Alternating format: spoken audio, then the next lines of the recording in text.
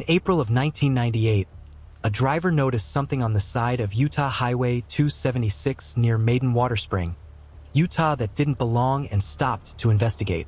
That's when a deceased female's body was discovered inside a sleeping bag. The female had been shot to death, bound with rope and duct tape, and wrapped in a children's rug and put inside a sleeping bag. The victim was also found to be missing the tips of their fingers and thumbs and was believed to be of Hispanic or Native American descent. Unable to determine her identity, despite exhaustive efforts by authorities, she became known as Maiden Water Victim. At first, it was thought she may have been a victim of serial killer Scott Lee Kimball of Boulder, Colorado, who was responsible for at least 4 murders in rural Colorado and Utah between 2003 to 2004 and is thought to have killed more than 21 people. He is currently serving a 70-year prison sentence and at some point was ruled out as her killer.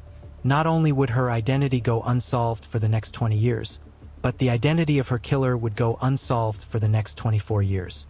In 2018, when authorities in Utah released a post-mortem photo of the Jane Doe, an amateur internet sleuther in California suggested that the woman looked strikingly similar to Lena Ozagur Geddes, a missing woman from Youngstown, Ohio. The photos were compared and the similarities were uncanny, even down to the mole on her ear. This hunch prompted authorities to put out new information, and then a sister of Lena's traveled from Mexico to Utah to provide her DNA. This DNA was able to help positively identify the Jane Doe as Lena Reyes Geddes. Lena was 37 when she was killed, and her body was discovered 12 days after her death. Her family took her body home in 2019 to lay her to rest. After her identity was discovered, detectives then tried to determine who her killer was. Focusing on the rope that had been found wrapped around her body, a crime scene specialist in Utah with special tools tested it for evidence. One of those tools was an MVAC, described as a wet-dry type device that is used on especially tough surfaces like rope to extract DNA. The MVAC found 117 enneagrams of DNA on the rope, and a DNA profile can be found from just 1 enneagram of DNA. The result consisted of 2 DNA profiles. At this point, for years after Lena's identity was revealed, swabs were collected by 2 willing family members of her cremated late husband, Edward Geddes. Geddes had initially been a suspect in her murder when he declined to report her missing for 6 months. However, Geddes was found in 2001 in Nevada of an apparent suicide using a gun. A search warrant was required, however, to retrieve DNA from Geddes' son. When the DNA samples came back, it came back to 1 DNA profile, Edward Geddes. But a problem was encountered when the other DNA profile was entered into Cody's. It came back to a 2011 murder in Montana, but the DNA wasn't from a killer. It was actually from the not expert that was used in both cases. The expert then submitted his own DNA, which matched the second sample taken from the rope, leaving only Edward Gage's DNA profile, and in June 2022, it was announced that he was indeed her killer. Lena was a native of a small Mexican town and was an accomplished ballet dancer with a degree in international business. She unfortunately met Gages in New Mexico in 1996, and the couple married months later and moved to Toledo, Ohio. The couple owned a business where they lived in Youngstown, Ohio, and he would take her life just 2 years later. Her family notified the police when they discovered she was missing after she was supposed to take a trip to Dallas and Laredo, Texas to visit, but never arrived. Her husband only reported her missing 6 months after she was last seen, and when interviewed by police, he claimed he dropped her off at the Pittsburgh airport on April 8, 1998, and kissed her just before she walked into the airport.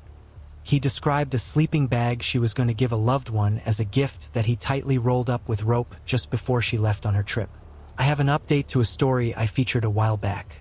On December 18, 1996, a groundskeeper discovered an unknown woman's deceased body in a cemetery who would become known as the Christmas Tree Lady.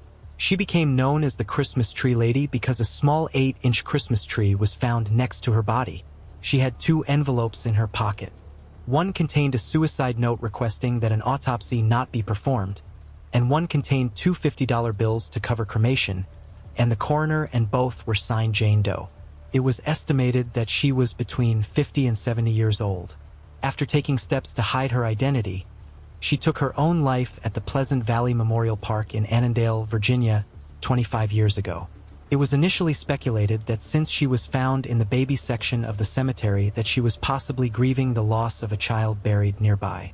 An autopsy showed that she had downed a bunch of alcohol and Valium and placed a bag on her head, which slowly suffocated her as she was likely unconscious.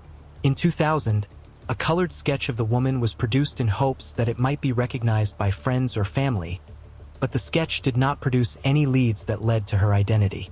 Recently, Othram performed advanced DNA testing funded by DNAsolve's crowdfund and a substantial donation by an anonymous donor. From there, genetic genealogist Carla Davis discovered a family member of the Jane Doe and a public genealogy website and was able to build a family tree. This person's name was provided to detectives and the relative provided a DNA sample to confirm the match. Turns out the Christmas tree lady was actually Joyce Marilyn Meyer Summers. Joyce was originally from Davenport, Iowa, and was the oldest of 5 siblings. She died at the age of 69, and it's believed that she likely moved to Virginia after the mid-80s. Although she had a scar on her abdomen that resembled a C-section scar, her family doesn't believe that she ever gave birth. Although never reported missing, her family did search for her and even hired a private investigator to help locate her without any success. The few remaining immediate family members, including her sister Annette, are happy to finally have some answers. It's still a sad story, but at least the Christmas tree lady now has her name back. On the afternoon of November 4, 1999, authorities responded to reports of an infant found wrapped in a towel floating near some boathouses on the Mississippi River in Lake Pepin. A boater who hadn't realized what was in the towel said the baby girl fell out when he plucked the bundle from the water. The child still had its umbilical cord attached, and a post-mortem examination wouldn't find any obvious sustained injuries. So while the coroner was unable to establish a cause of death, they did rule the manner of death a homicide. 4 years later, on December 7, 2003, some teenagers stumbled upon another infant that also had its umbilical cord attached. It was a full-term baby boy on the shoreline of Methodist Campus Beach in Frontenac, Minnesota, in the lower boat harbor of the Mississippi River. This baby was found about 20 miles away from where baby Jane Doe was found in the water 4 years earlier. A post-mortem examination revealed the boy was most likely born alive, but a cause of death could not be determined. Just like baby Jane Doe, the manner of death was ruled a homicide. In the same county, on March 26, 2007, a female infant was discovered by Treasure Island Resort and Casino employees. The infant was either indigenous, American, or Hispanic, and it's unclear if it was dead or alive when put in the water, but authorities stated this infant was likely not related to the other 2 infants. These cases became known as babies in the water, and investigators tried for years to solve the cases. They even made an appeal to the community in 2020 for financial donations in an effort to raise $10,000 to fund the cost of DNA comparisons. One couple that contributed to this funding was Jean and Don Matson, who also led their funerals and paid for their burials along with 2 others. In 2021, the Minnesota Crime Lab was able to determine and identify the biological father of the infant found in 1999. In 2022, they were able to identify the mother of the babies born in 1999 and 2003. With the collaboration of rapid DNA, genetic genealogy, and skilled investigators, the mother was identified as Jennifer Lynn Matter of Red Wing, Minnesota. Investigators questioned the 50-year-old woman on April 25, 2022, and she initially denied ever being pregnant in 1999 and 2003. When she refused to volunteer her DNA, authorities issued a warrant for a sample on May 1, 2022. They later returned to her home and asked about her life back in 1999 when Matter claimed she was in a bad mental state and an alcoholic who was in and out of jail and had experienced chaotic life circumstances for a very long time. She then reportedly said that she never even knew she was pregnant, and one day she began bleeding on her way to drop her children ages 2 and 5 off at school and daycare. She went home, gave birth in the bathroom, and then claimed that the baby was born blue and not breathing, so she freaked out. Authorities allege that due to Matter's alcoholism, she couldn't remember if one day had passed before she left in the middle of the night to put the infant in the water before walking away. Matter initially claimed she couldn't recall the 2003 birth of her son, but then spontaneously stated the location where the baby was found. She explained she was almost positive that she began going into labor on a public beach while it was dark and cold outside. She said she never looked to see if the newborn was a boy or girl, but she remembered leaving the baby on the beach before driving away. Matter later admitted that this baby was breathing fine and it may have been crying, but she couldn't remember. Matter was charged with 2 counts of second-degree murder, one with intent and one without intent. The first infant had been discarded before the Safe Haven Act was put into law in the year 2000, but the second baby was discarded after the act was enabled. The Safe Haven Act allows mothers or a person appointed by the mother to anonymously relinquish their unharmed newborn within 7 days of birth to certain locations. Matter's next court hearing is scheduled for July 20, 2022. With 2 of the 3 newborns now identified, investigators hope to solve the case of the baby Jane Doe discovered in 2007. In 1968, Lucille Hultgren moved from Ohio with her family to the small, quiet city of Galt, California. In 1988, at the age of 79, Lucille was a widower living alone at 504 Poplar Street in Galt. She was known as the super sweet lady who offered lemonade and cookies to the children in the neighborhood. Her husband, Frank, had died the year prior, and she had lived alone in a 1-bedroom home since the fall of 1985 when Frank entered a convalescent home. The couple had 2 adult children, Frank and Henry, and several grandchildren. She regularly attended church, so when she didn't show one Sunday, her friends became very concerned. So on May 23, 1988, 2 of her church friends went by Lucille's house and found the door ajar and entered the home. They were horrified by what they found in her bedroom. Lucille had been tragically sexually assaulted and murdered. The coroner determined that Lucille had died a few days before her body was found. Thankfully, DNA found under her fingernails was able to be collected and preserved. Then 4 years later, in 1992, a transient and registered sex offender by the name of Terry Leroy Bramble was convicted for sexual assault in San Joaquin County. The DNA from the case was collected and preserved. Then in May of 2022, 34 years later, and with the advances in technology, 2 and 2 were put together, and it was found that the DNA from the 1992 sexual assault matched the DNA from the 1988 murder. However, Bramble would not face justice because in 2011, he died at the age of 55 of natural causes under the Highway 99 bridge in Galt where he lived. Lucille's one surviving son, Frank, stated that he wished he could see the killer face justice, and he wished his brother was still alive to see this case solved. Ricky Kevin Lubert was born March 4, 1965 to parents Emil and June Lubert. At the age of 42, Ricky lived on Highway H in Texas County, Missouri, about a mile from the town of Tyrone, and was the father of 2 sons that he dearly loved. He was also a member of the Tyrone Volunteer Fire Department. In November of 2007, when Ricky failed to show up for a work project, his neighbor went to check on him and would shockingly find Ricky's deceased body. It was determined that he had been shot to death about 3 days earlier. There were multiple bullet holes in the front window of his mobile home, and authorities believe the suspect shot into the trailer from the highway. During the investigation into the murder, Tommy Wetzel became a person of interest and would remain a person of interest for a long time. But without hard evidence that would hold up at trial, no arrests could be made. During the investigation of Wetzel, he was charged and convicted of a federal weapons violation, but he wasn't charged at the time in connection with the murder itself. In January 2022, the Texas County Sheriff's Office reopened the case with the help of Steve Spangler and Kelly Siegler from the Cold Justice television program. With the extra resources, new interviews, and a fresh look into the original case files and evidence, it would lead to the indictment of 63-year-old Tommy Wetzel, who was charged with first-degree murder. On June 29, 2022, nearly 15 years after the murder, Wetzel was arrested at his home in Liberal, Missouri, and brought to Texas County to be held without bond. It's not publicly known at this time how the 2 men were acquainted and the reason for the murder. Susan Marie Nagersmith was born December 30, 1969 to parents Marilyn and Kent Nagersmith of Carmel, New York.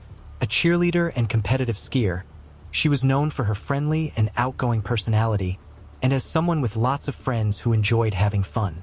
In 1990, At the age of 20, she had just finished her sophomore year at Westchester Community College, where she was majoring in marketing and made plans to go with 5 close friends to celebrate Memorial Day weekend in the shore town of Wildwood, New Jersey. The girls arrived in Wildwood around 1:30 a.m. on Saturday and rented a room at the Sonata Motel.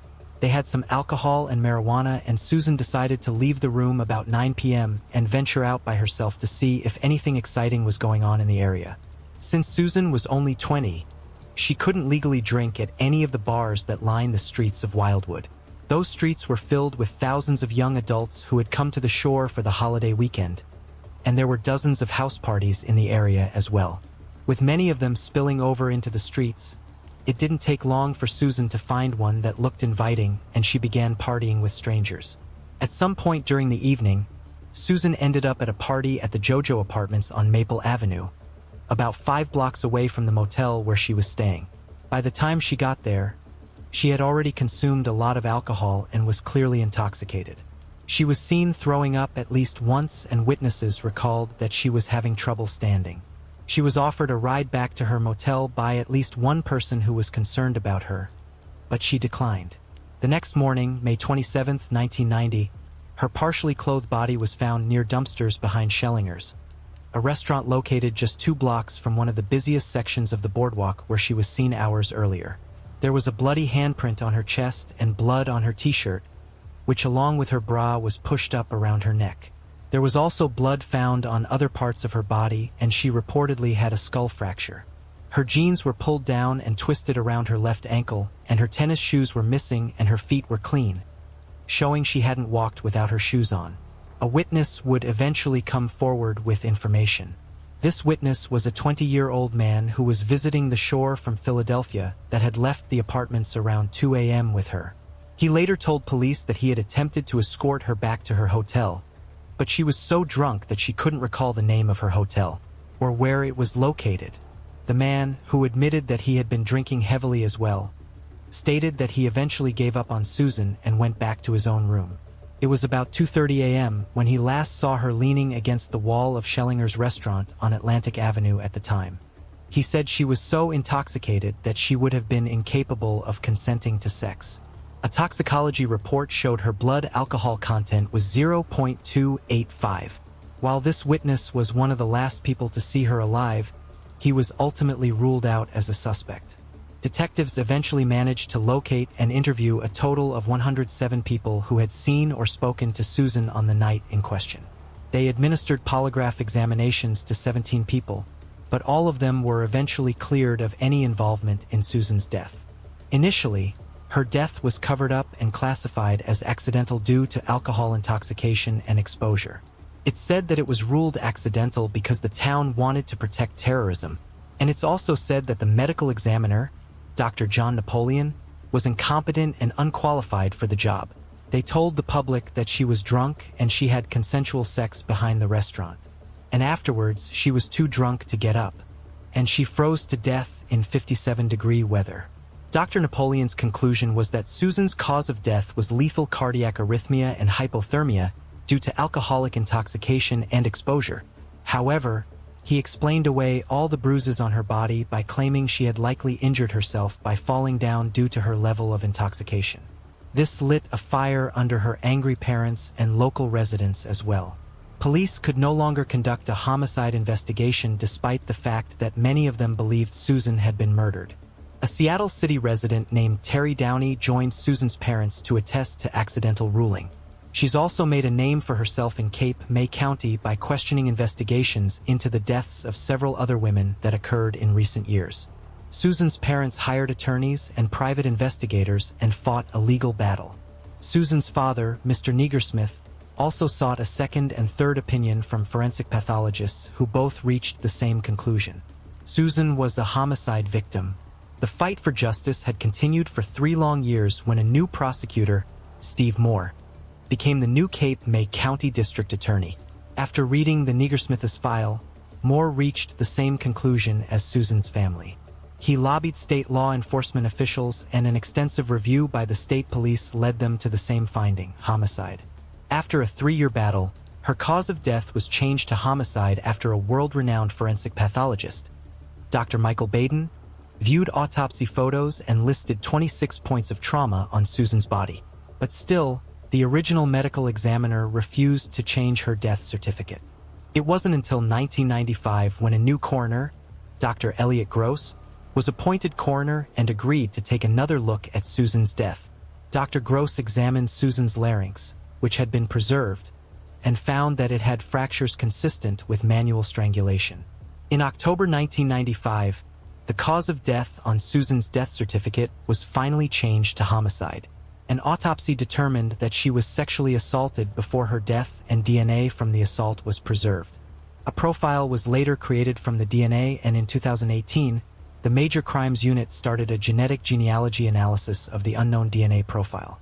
Using genetic genealogy, genealogists and investigators were able to narrow it down to 62-year-old Jerry Rosado. Rosado then provided a buccal swab on May 26, 2021, exactly 31 years after the attack, to officially verify the match. He was later arrested 32 years after the murder, but has only been charged with second-degree crime of sexual assault. No murder charges have been filed in the case, but authorities say further charges could be made should additional information become available. He now faces 5 to 10 years if convicted of the sexual assault.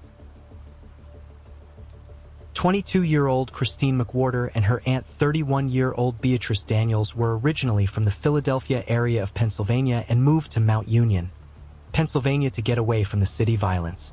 The women lived in the Chestnut Terrace housing complex with Christine's 4-month-old daughter and 4-year-old son in Mount Union. Neighbors would report that on January 3, 2009, they heard yelling and commotion in the early morning hours. Later that same morning, Christine's 4-year-old son was able to finally get a neighbor's attention. That's when it was discovered that both women were found lying in their bed, shot to death. It's unknown how long the children were left alone with the bodies, but it's believed the murders occurred sometime between 9 p.m. on January 2nd and noon on January 3rd, which is when the 4-year-old got the attention of a neighbor. Droplets of blood were taken into evidence from the scene, and the initial DNA report concluded that the blood collected from the stairs and interior doors of the apartment were all deposited by an unidentified male. 7 years later, on March 14, 2016, Trooper David Clemens submitted DNA samples to DNA Solutions, which in turn prepared and forwarded the samples to Parabon Nanolabs. Parabon performed phenotyping on a blood sample which narrowed the suspect down to a medium to light-skinned African-American male with green or hazel eyes and little to no freckles. On July 12, 2018, Parabon conducted a genetic genealogy analysis of the DNA recovered from the murder scene. 3 months later, they provided a report on the genetic genealogy of the DNA and identified Mariko Tyrone Johnson as a potential match. Johnson was interviewed over a year later at his home in Newport News, Virginia. He told investigators that he knew Christine through his then-girlfriend, Cynthia Swan, whom he dated from 2001 until 2012. The women were close friends, but Johnson denied having ever entered Christine's apartment. He provided his DNA to detectives, which was sent off to the state police lab in December 2019. The lab reported Johnson's DNA matched the blood evidence found on the stairs and interior doors of the crime scene. Investigators then compared Johnson's time card to the estimated time of the double murder. The complaint says that on January 22, 2020, state police received time cards from Johnson's then-employer, the New York Department of Corrections, which confirmed he was off of work on January 2, 2009, and started his January 3rd shift at 7 a.m. Police estimate the time it takes to travel the 294 miles between Mount Union and Johnson's thin workplace is 4 hours and 43 minutes. Police checked to see if Johnson had access to a .25 caliber firearm, the type used to kill Christine and Beatrice. His half-brother told troopers that he thought his late father owned a .25 caliber handgun and that Johnson inherited their father's belongings when he passed away in 1998. Johnson was then arrested on May 24, 2022 and charged with 2 counts of criminal homicide 13 years after the double murder. Investigators interviewed Johnson's ex-girlfriend, Cynthia, and learned that she was originally supposed to travel with Christine from Philadelphia to Mount Union on January 1, 2009 and stay for the weekend, but decided at the last minute to remain in Philadelphia with a man, Benjamin June. Cynthia told the troopers it was around this time that Johnson found out that Cynthia was having an affair with June. Police say the last incoming text on Christine's cell phone was from Cynthia, asking Christine to call her, and it was important, but she never responded to the text. Johnson remains behind bars with an upcoming trial, but has spent the last 13 years enjoying his freedom. Kara Nancy Nichols was born on May 20, 1993 to parents Julia and Paul Nichols. She grew up in Colorado Springs, Colorado, with an older brother and a younger sister. During her sophomore year of high school, Kara fell into depression when her family dog died. Her parents tried to get her to go to counseling, but Kara refused and didn't take her prescribed medication. Instead, Kara started using drugs and became rebellious and manic, and was most likely struggling with an untreated mental illness. She attended Rampart High School in Colorado Springs and later graduated from local alternative high school Life Skills of Colorado Springs, where she could work at her own pace. After graduation, Kara began waitressing and modeling part-time, mostly lingerie shoes. She also created a profile on Model Mayhem, an online modeling website that links models with photographers. In the summer of 2012, Kara quit her job and moved with her family to Chicago, Illinois. Her drug abuse worsened and her family enrolled her in a drug treatment program, but she was discharged early when she didn't follow the rules. In August of 2012, Kara moved back to Colorado Springs on her own. She lived in a home with 3 male roommates in the 6700 block of Mission Road in the Cimarron Hills area of Colorado Springs. A couple months later, on October 9, 2012, she told her roommate that she would be traveling from Colorado Springs to Denver for a photo shoot job. When she left, she was picked up by someone in a dark sedan. Her brother Terrence last spoke to her at almost midnight that night, and she said she was on her way to Denver for a modeling assignment.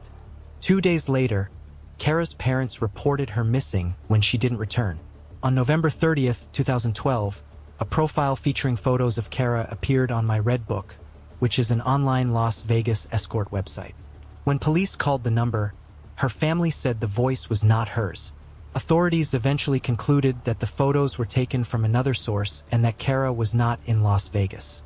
And escort websites often use random pictures lifted from the internet to advertise online.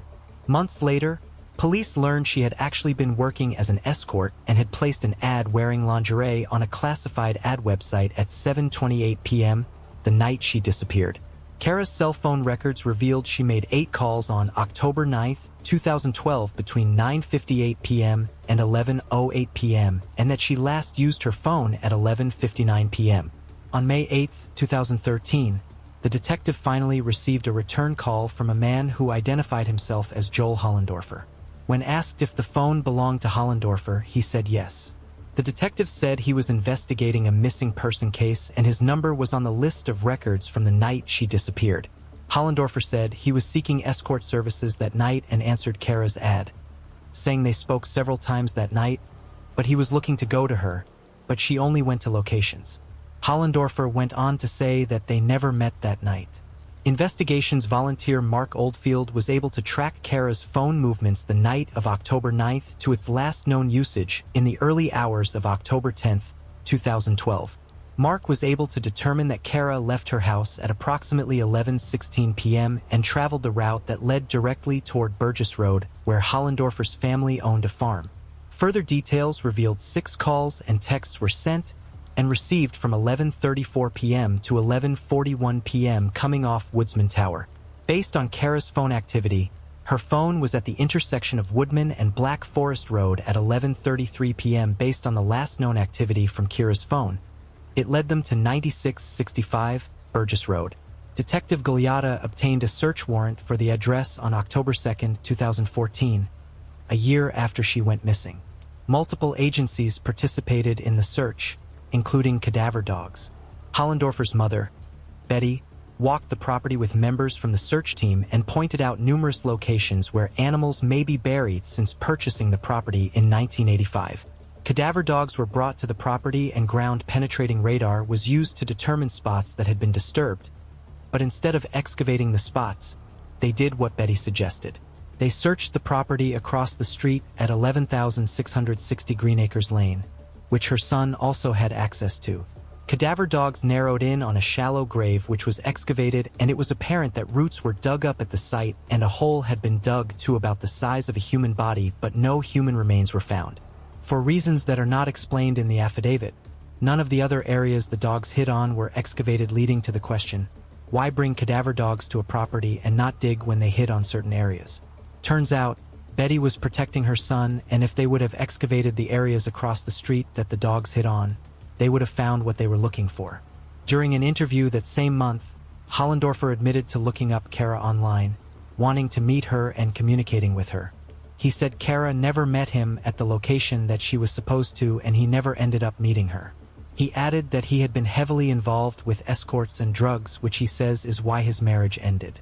During the initial investigation, Detective Giulietta attempted to reach Hollendorfer's wife Christina, but she wouldn't cooperate with the initial investigation and never made a statement. However, on February 1, 2022, 10 years after Kara's disappearance, FBI special agents interviewed Christina. Turns out, she had been keeping a huge secret for 8 years, until investigators tracked her down to Virginia and knocked on her door. Now known as Christina Palmer, she stated that after Hollendorfer's father died in November 2014, he admitted to her that he accidentally killed an escort he hired and buried her body on top of an old horse grave on his parents during the interview. Christina stated that Hollendorfer said that he accidentally strangled Kara to death and then buried her on an old horse grave with plastic bags and lime. She also told detectives that Hollendorfer said he told his parents what he did and that he believed it had driven his father to his grave. Based on the information she provided, on February 7, 2022, a search warrant was obtained and a team of El Paso County Sheriff's Office detectives and specialists, alongside the FBI Evidence Response Team, were deployed to the 9600 block of Burgess Road. Police zeroed in on a spot where his mother said her favorite horse Milo was buried. 3 feet down, they found a garbage bag, a human hand, and more remains. Hollendorfer was then arrested days later on charges of second-degree murder and tampering with physical evidence, ending a 10-year mystery that could have ended 9 years earlier. During a court appearance on February 17, 2022, Hollendorfer's charge was upgraded from second to first-degree murder, and his bond was revoked based on the autopsy results. Kara's family has long maintained that the El Paso County Sheriff's Department botched the initial investigation, and the sheriff, Terry McKetta, was run out of office amid allegations of misconduct in 2014. Some describe McKetta's term in Colorado Springs as similar to living in the Wild West. Many described former Sheriff McKetta as very corrupt. He allegedly led an incredibly corrupt department and was involved with multiple women in the department, giving them lavish raises and spending department funds on romantic vacations with them. He would also allegedly punish or fire the women who wouldn't sleep with him. He also allegedly had a hit list of people he intended to kill. At the same time, one officer was running an extensive Ponzi scheme in the department.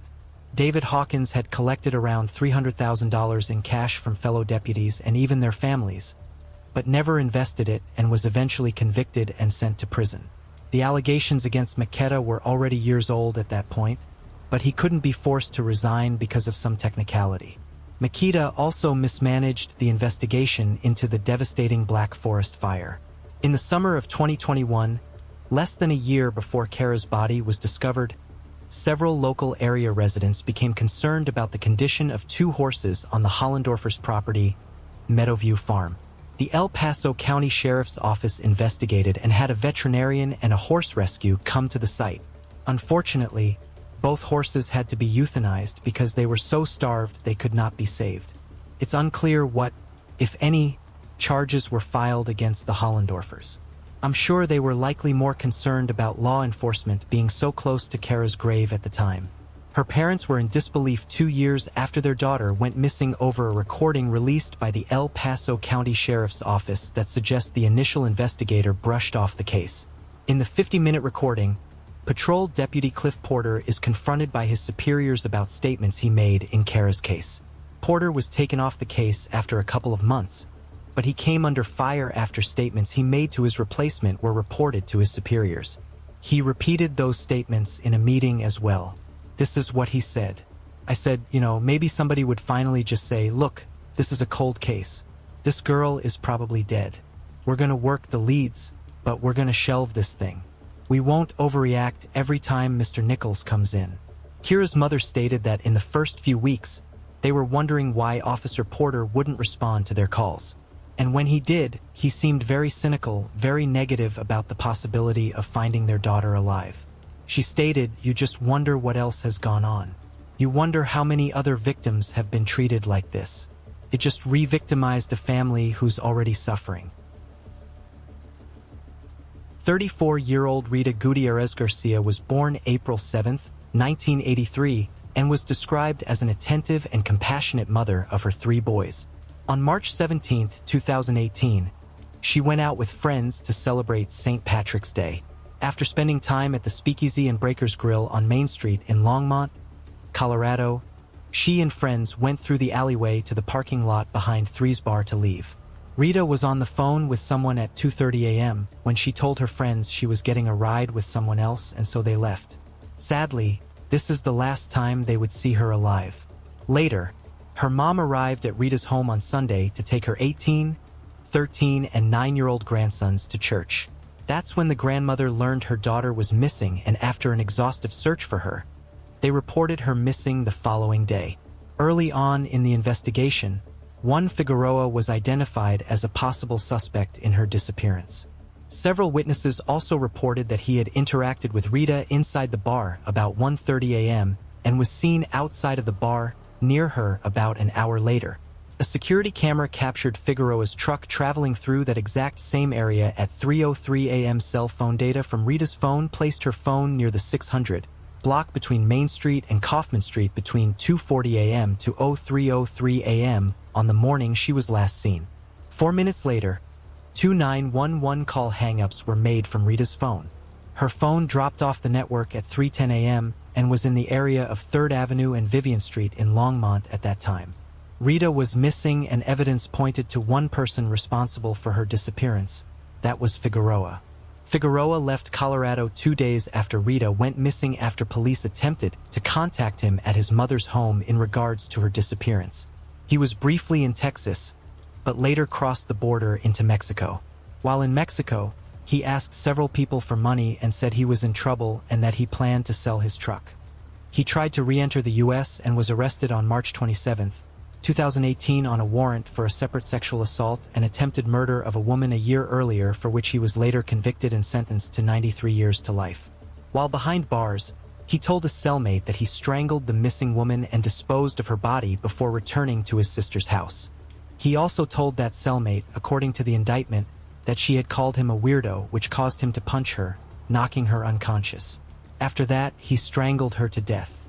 Prosecutors presented their case to a grand jury in April 2021 as a no-body homicide, as DNA evidence and cell phone data linked him to her presumed murder.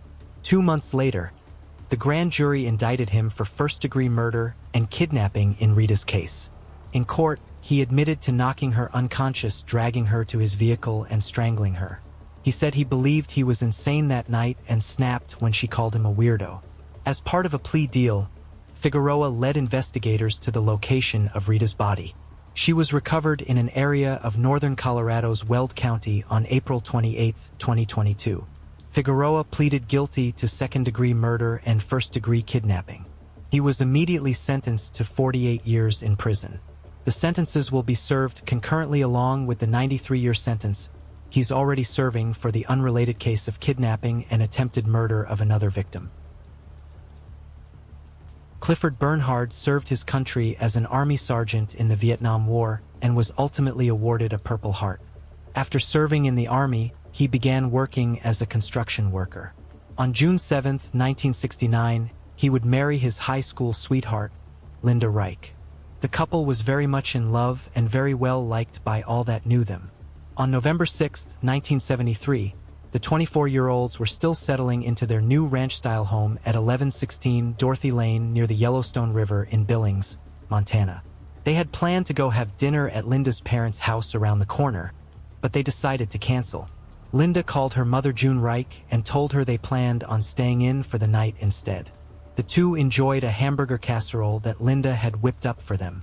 The next morning, when Linda didn't show up for work, Her mother went to check on the couple and came upon a horrifying scene. She found the couple tragically and brutally murdered. Cliff was found lying face down in the master bedroom with a severe wound to his head. Cliff and Linda had both been strangled to death, and Linda had been sexually assaulted and left naked on the floor of another bedroom. There were also signs that both were bound at the wrist and ankles at some point. Strangely, and possibly from the shock of it all, while waiting for law enforcement to arrive, Linda's mother cleaned up the dishes which disturbed the crime scene. She stated that it appeared to her that before doing the dishes that the table may have been set for 3 people.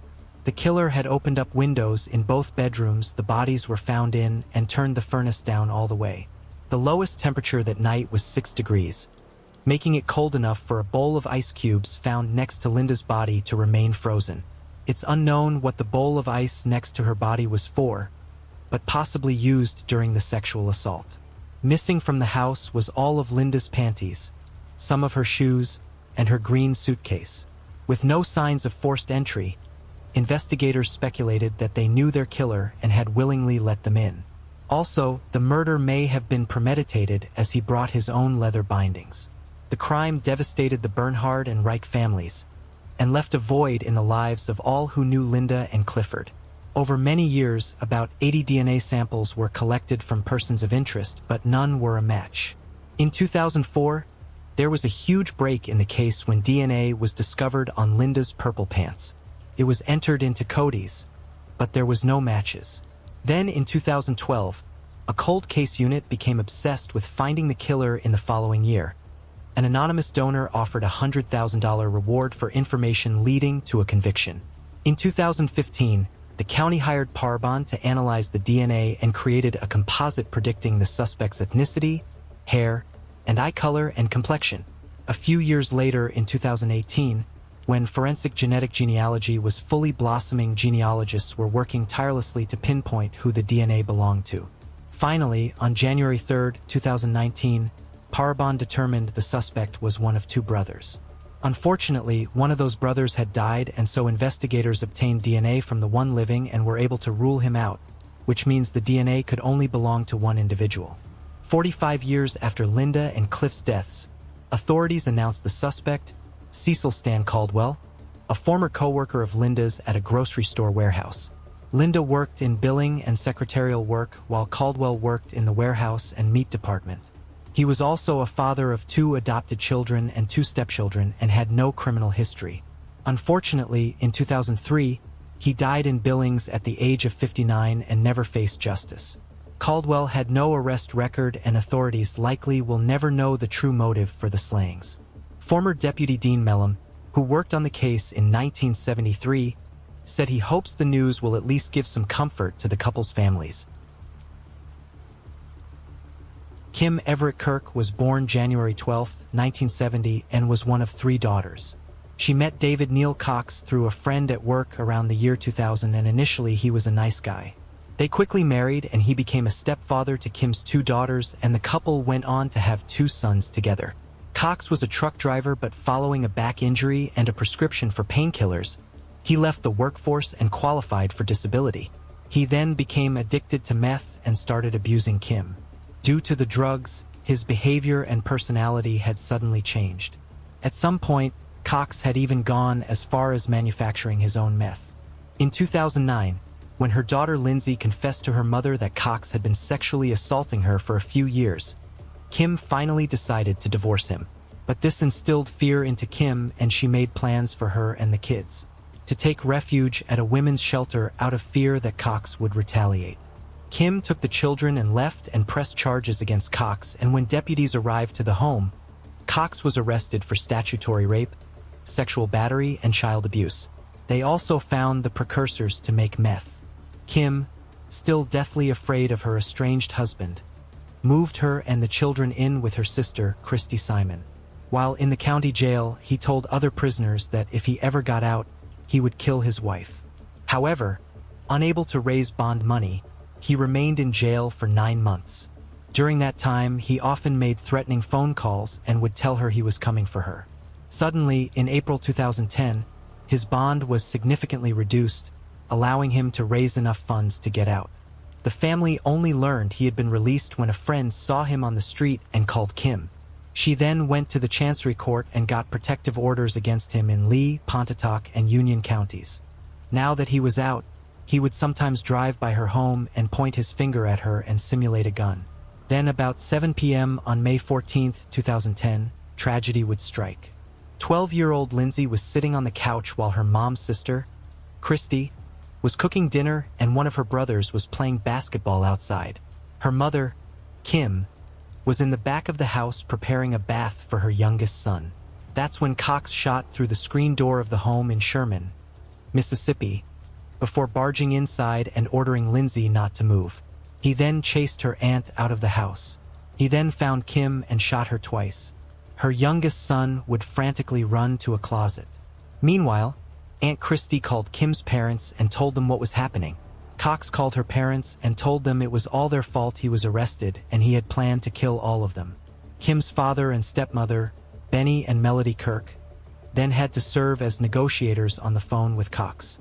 They could hear Cox taunting Kim as she was dying and belittling her and said he wanted to sit there and watch her suffer. Kim was able to talk on the phone briefly to her father while she lay on the floor bleeding to death and said, "Daddy, I'm dying." She was still hanging on to life at midnight.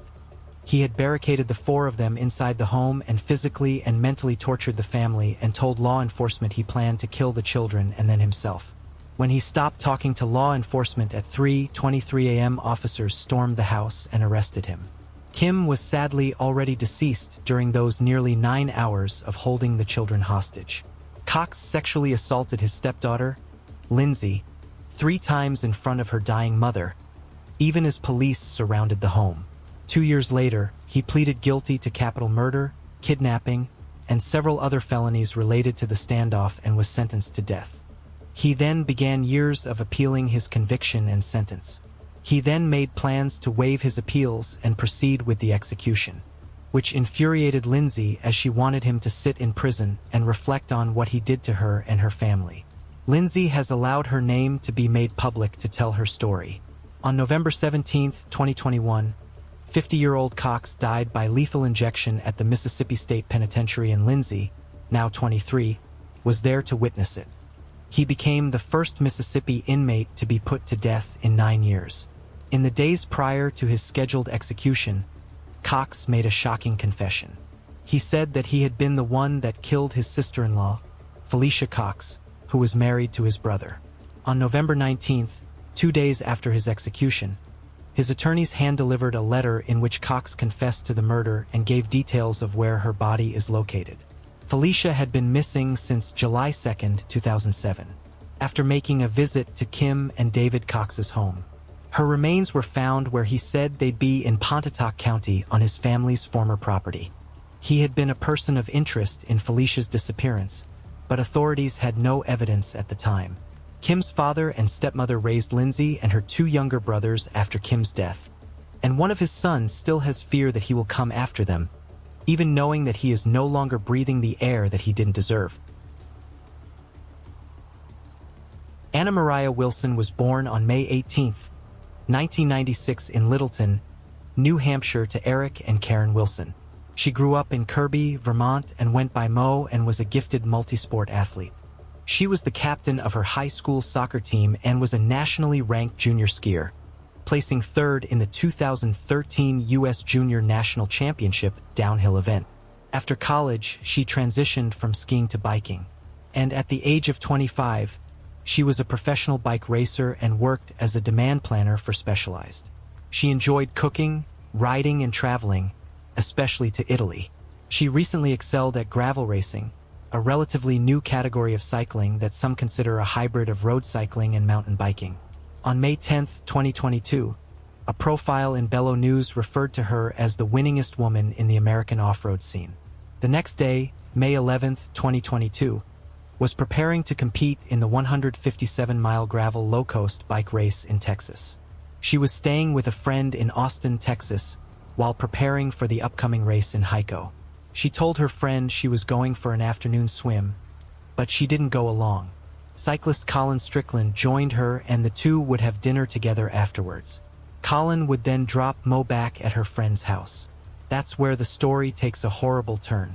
Colin's girlfriend, 35-year-old Caitlin Marie Armstrong, was apparently jealous of Mo and Colin's relationship. Armstrong had even confronted Mo before and told her to stay away from Colin. After Colin dropped Mo off, Armstrong would allegedly shoot Mo to death inside of her friend's home. Armstrong had been suspicious of Colin cheating on her with Mo for several months. However, Colin told police that he and Mo were only briefly romantically involved in the fall of 2021, but only while he and Armstrong were temporarily broken up. He said after that, Mo and him remained friends and their relationship became completely platonic and professional. Her loved one said, had no reason to believe that she was romantically involved with anyone when she was killed. 6 days after the murder, police issued a homicide warrant for Armstrong. Following Mo's killing, police located 2 handguns in the home Colin shared with Armstrong, which matched the spent shell casing found at the murder scene. Armstrong's car was also seen on surveillance camera near the crime scene prior to the shooting. Somehow, Armstrong was able to obtain a fraudulent passport and would use this to flee the country. She would fly from Texas to New York and then fly from the New York International Airport to Costa Rica. She was on the run for 43 days until she was found and arrested on June 29, 2022 at a hostel on Santa Teresa Beach in Costa Rica. Investigators discovered that before she fled Austin, Texas, she sold her Jeep Grand Cherokee to a CarMax dealership. Also, while Armstrong was on the run, she cut her hair and dyed it dark brown and wore a bandage on her nose, claiming she had a surfboarding accident. Colin states that he has a lot of regret and torture knowing that this horrible crime was so close to him. As of June 30, 2022, she is being detained in Costa Rica on an immigration violation until she is deported back to Texas to face murder charges and unlawful flight to avoid prosecution. Michelle Koski was born in 1973 and was said to love animals and enjoyed playing Super Mario Bros. At the age of 17, she was still in high school and living in Seattle, Lake Washington in the 13,300 block of 30th Avenue Northeast, with her 28-year-old boyfriend. She had plans to attend college the next fall and was working at Taco Bell. On August 18, 1990, she called her mother Violet Simonson and agreed to come back home and stay at her and her stepfather's house to take care of the dog while her mother and stepfather went on a trip out of town. Before going to her parents' house, she visited an apartment earlier in the day in the 6200 block of 14th Avenue, Northwest Seattle, and then was given a ride back to her apartment. At some point, though, she was given a ride to an area in Snohomish County where teens were known to hang out, drink, and ride motorcycles. While there, things would take a terrible turn and she would end up missing. A week later, on August 25, 1990, a woman walking her dog near Echo Lake Road and Highway 522 stumbled upon a female's lifeless body. The finding was in Snohomish, Washington, not far from where Michelle went missing. It was determined that the body belonged to Michelle and she had tragically been sexually assaulted and murdered. Investigators said that whoever committed the crime used pieces of concrete from a nearby pile to finish her off. Her live-in boyfriend was initially a person of interest but would ultimately be ruled out as a suspect. Around the time Michelle's body was found, the Green River Killer had been terrorizing the Seattle area for about a decade, and Seattle investigators considered a serial killer to be a possibility. But sadly, with no concrete evidence pointing at anyone, the case would go cold for the next 3 decades. In 2005, a cold case team reopened her case, and over the next 10 years, they would comb through several possible suspects, but they were all ruled out by DNA comparison. In 2012, the detective on the case stated that what likely happened was the person probably intended to have sex with her, but she didn't want to, and when she tried to flee, he ran her down and strangled her. In 2021, Parban Nanolabs would take the DNA sample, but their process would be extended because they had to deconvolute the DNA sample because it contained the DNA from both the suspect and victim, which makes it a tedious and challenging process. Then, genetic genealogist Deb Stone spent about 9 more months building a family tree and entering her findings into public genealogy websites, including Family Tree DNA and GeneMatch.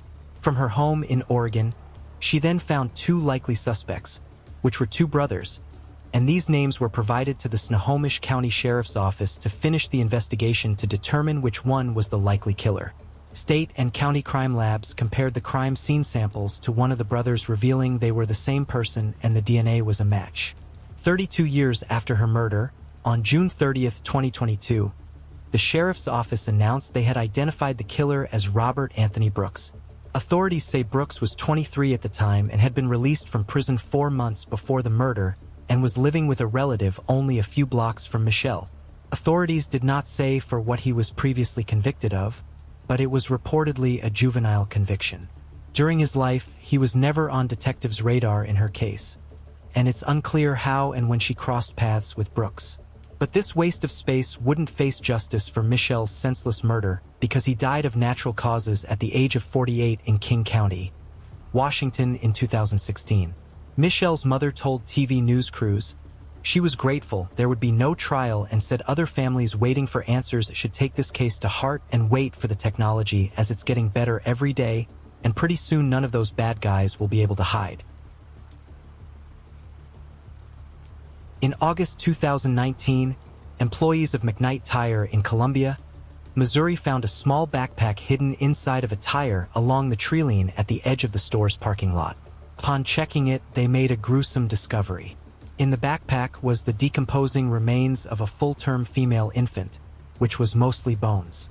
Due to the state of decomposition, the initial autopsy was unable to determine the cause of death or how long the child may have been there. The Columbia Police Department investigated many leads over the next few years, but were unable to determine what happened to the infant and who her parents were. In September of 2020, Columbia Police Department partnered with Othram to use advanced DNA testing to develop new leads that might help identify the infant. A DNA Solves crowdfund was established to cover the cost of testing for the case. Othram was able to build a comprehensive genealogical profile for the infant. Meanwhile, on June 14, 2022, a letter that had been found years earlier in a wallet hidden behind a drawer at a local Super 8 hotel was released to authorities. When it was first discovered in 2019, the hotel employee didn't know the significance of the disturbing letter. It was then placed in a drawer in Lost and Found, where it remained until news of the discovery of the remains hit the news. It appeared to have been written by the mother of the infant and was intended for the police department. By calling the police and alerting them to the letter, the hotel employee really helped the case despite holding on to it for years. A genetic genealogist built a family tree based on the DNA and was able to give law enforcement a possible identification of the baby and her parents. On June 28, 2022, the Columbia Police Department announced that the baby had been identified as Simone J. Daniels. She was 4 to 5 months old when she died at the nearby hotel, and her remains had been inside the tire since 2017. Her parents were arrested the same day as the press conference released the baby's identity. The letter left at the hotel was the key to solving the mystery. 30-year-old Stefan Fountain of St. Joseph was charged with first-degree murder and abandonment of a corpse, and 28-year-old Lavisha Daniels of St. Louis was charged with abandonment of a corpse and first-degree endangering the welfare of a child. The letter allegedly written by Daniels states that she had completed her shift at People Ready, where she had been working on construction projects. She claims that after coming home, Fountain fed the baby before going to bed, and when Daniels woke up, she discovered her daughter in an odd posture with a towel around her neck and blood in her mouth. She claimed they both attempted CPR before she panicked and ran away while Fountain placed the baby in a backpack and left it at McKnight Tire. According to records, state identity cards were also discovered within the wallet that was left at the hotel. As a last note, Simone wasn't their only child. They actually have several other children together. On December 8, 1993, Valerie Brock found the lifeless body of a baby boy in her backyard in a rural area of Hugo, Oklahoma, and called authorities. The medical examiner would determine that the baby was born alive and then murdered. Now a homicide case, Choctaw County Sheriff's Office brought in OSBI agents to help. Agents conducted numerous interviews in the aftermath of the baby's death, including interviewing 25-year-old Myonia Michelle Allen, who was working for Brock and dating Brock's son. Despite the investigation, no suspects in the homicide were identified. The case went cold, but investigators retained samples of the boy's DNA for future use, and he became known as Baby Boy Hugo. Baby Boy Hugo's case captured the hearts of many in rural Oklahoma, with locals raising money to give him a proper burial. He was buried in January 1994 in Babyland, a section of Mount Olivet Cemetery reserved for infants who'd passed away. Fast forward to October 2020 when an OSBI agent teamed up with the Cold Case Unit and criminologist at the OSBI Forensic Science Center. They submitted DNA evidence to Parbon Nanolabs for testing, and by April 2021, they had results. Upon reviewing the results, the OSBI team pursued their leads right back to Myonia Michelle Allen. On June 15, 2022, an OSBI agent met with Allen at the Durant Police Department, and she agreed to submit DNA samples to determine if she was Baby Doe's biological mother. However, they wouldn't need the DNA results because about 20 minutes into the interview, she admitted the baby was hers and admitted to killing him after he was born and burying him in the backyard. At the time of Baby Doe's death, Allen worked at a daycare center and Valerie Brock was her boss, the woman that discovered the baby in her backyard and mother of Allen's boyfriend at the time. She allegedly said that she did not tell anyone about her pregnancy, the delivery, or the baby's alleged murder. The court document states that on December 7, 1993, Allen said she had spent the night at Brock's home along with her boyfriend, his son, and her daughter. During the early morning hours of December 8th, she had a physical altercation which caused her to go into labor unexpectedly at Brock's home and gave birth in a barn on the property. She said she carried the newborn to the house after his birth and laid him on a couch inside. She retrieved a weapon from the house and carried him behind the well house. Later that morning, Brock noticed what she thought was a doll in her backyard, but when she walked outside to retrieve the toy, she realized it was a newborn baby. Investigators had originally learned that Allen had spent the night at Brock's home, so they interviewed her on December 17th, 9 days after the homicide. She told detectives she had never seen a pregnant woman at the house. She initially claimed the baby had been stillborn, but a few days later in a follow-up interview, Allen was shown the baby's autopsy report, proving that this was not true. At that point, Allen allegedly confessed to ending his life with a knife. She said she had intended to have Baby Doe at the hospital and put it up for adoption after his birth. Allen was booked into the Choctaw County Detention Center and is being held without bond, and Baby Doe can now be properly laid to rest and his killer will now be held accountable. On July 9, 1997, Bailey Troy Gardner was born in Lenexa, Kansas, just outside Kansas City. At 27, he was living in Hendersonville, Tennessee, working as a technical program manager at Amazon. Friends and family said he had a heart of gold. He loved being on the water with his boat and was especially close to his dad, Troy. Late Friday night into early Saturday, June 29, 2024, at Cedar Creek Marina, on Old Hickory Lake in Mount Juliet, just outside Nashville, a horrible tragedy unfolded. Just after midnight, the marina's restaurant, the Scoreboard, had closed for the night. Around that same time, 3 masked suspects ambushed employees inside, pistol-whipped 2 of them, and forced them to open the safe. As they fled, Bailey pulled into the parking lot with his boat in tow. One suspect approached the driver's side of his truck and opened fire, shooting Bailey multiple times while he was still in the vehicle. The employees who were assaulted survived, but Bailey was pronounced dead at the scene. Investigators worked quickly using Mount Juliet cameras. The tag came back to 41-year-old Adrian A.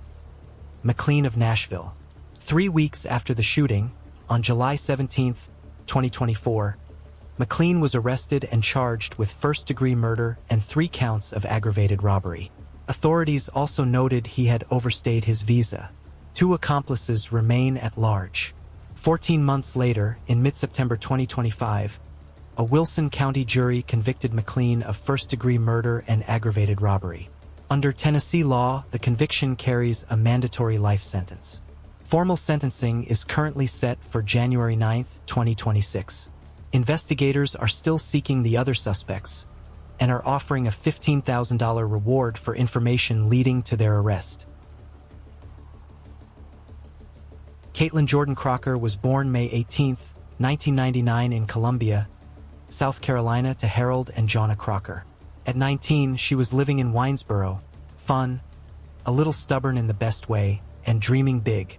She graduated Fairfield Central with honors in 2017, earned her cosmetology license, and landed a beauty expert job at the Ulta in Sand Hills. She wanted to do makeup for celebrities one day, but would sadly never get the chance.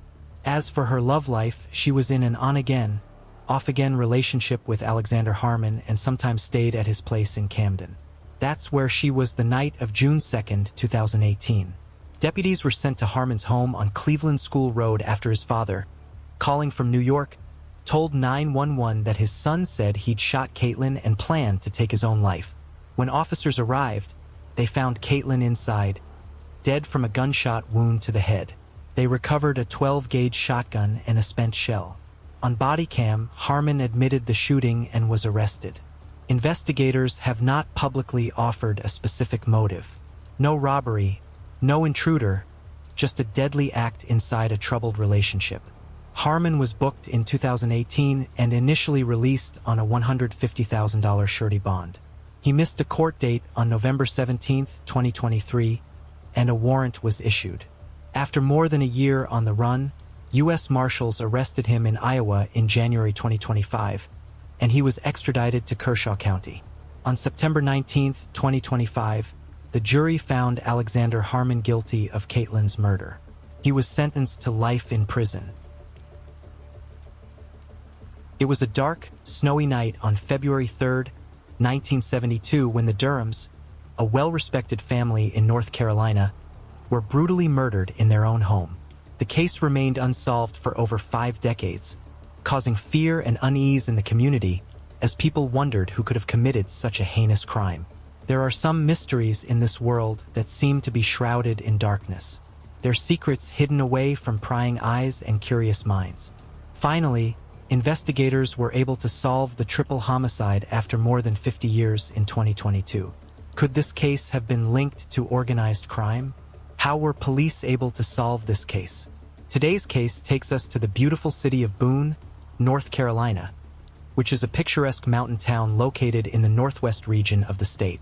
Nestled in the heart of the Blue Ridge Mountains, it is a popular destination for outdoor enthusiasts and nature lovers. Boone is home to the Appalachian State University, which brings a youthful energy to the town. Visitors can explore the charming downtown area, which is filled with unique shops, restaurants, and galleries. Outdoor activities abound in the area with opportunities for hiking, biking, skiing, and more. Boone's natural beauty, rich history, and vibrant culture make it a mesmerizing destination in North Carolina. Bartex Bryce Durham, the son of Coy M. Durham and Collie Devon Crabb Durham, was born on November 12, 1926, in the beautiful state of North Carolina. He was a man of many talents and experiences who lived a meaningful life. Bryce's siblings Ralph L.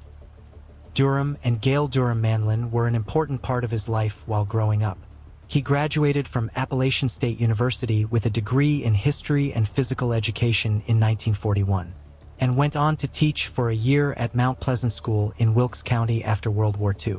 But his career path took a different turn, and for 6 years before settling in Boone, Durham operated the Mount Airy Auto Loan and Sales Finance Company. Before that, he was a part of the Home Finance Company for 13 years, gaining valuable expertise in finance and business. Despite his varied professional background, Bruce Durham remained a loyal member of the Boone community until his tragic and untimely death in 1972. Virginia, born on October 24, 1927, was the daughter of Calvin M. Church and Virginia Lucenia Eller Church. She was one of 5 siblings, and the other 4 were Winnie Levon Church Elliott, Dashia Church, Dovey Pierce Church Baker, and Rena Mosio Bumgardner Walsh, who were all integral parts of her life as she grew up. In 1951, Bryce and Virginia got married, and later that year Virginia gave birth to a baby girl, and they named their daughter Ginny Sue Durham. On May 2, 1953, they were blessed with a son and gave him the name Bobby Joe Durham. They were a loving and tight-knit family. Ginny Sue was later married to the love of her life, Troy Hall. Nestled in the mountainous terrain of Boone, North Carolina, the Durham family had found their heaven. After moving from Wilkes to Mount Airy, the family of 3 decided to start afresh and settled in Boone in 1969. Their residence, 187 Clyde Townsend Road, was perched atop a steep driveway just off the 105 bypass. Ginny Sue Hall lived a mere 4 miles away with her husband. It was the perfect place for the Durhams, a sanctuary from the hustle and bustle of life. On the winter evening of February 3, 1972, in the sleepy town of Boone, North Carolina, the weather was unrelenting. The frigid air whipped through the trees, sending snowflakes swirling in a chaotic dance. The Durham family hunkered down in their home on Clyde Townsend Road, seeking refuge from the biting cold. Bruce Durham, the owner of a Buick dealership, and his wife Virginia, who was a librarian, had relocated to Boone from Mount Airy just a year prior. Their son Bobby was a freshman at Appalachian State University. The family was known for their hard work, their reserved nature, and their preference for solitude. However, as the wind howled outside, something sinister was brewing inside. A tragedy was about to unfold that would shake Boone to its core. Unbeknownst to the Durham family, their lives were about to change forever. On a snowy night on February 3, 1972, Bryce and Virginia Durham were at home with their son Bobby when a horrific tragedy struck them.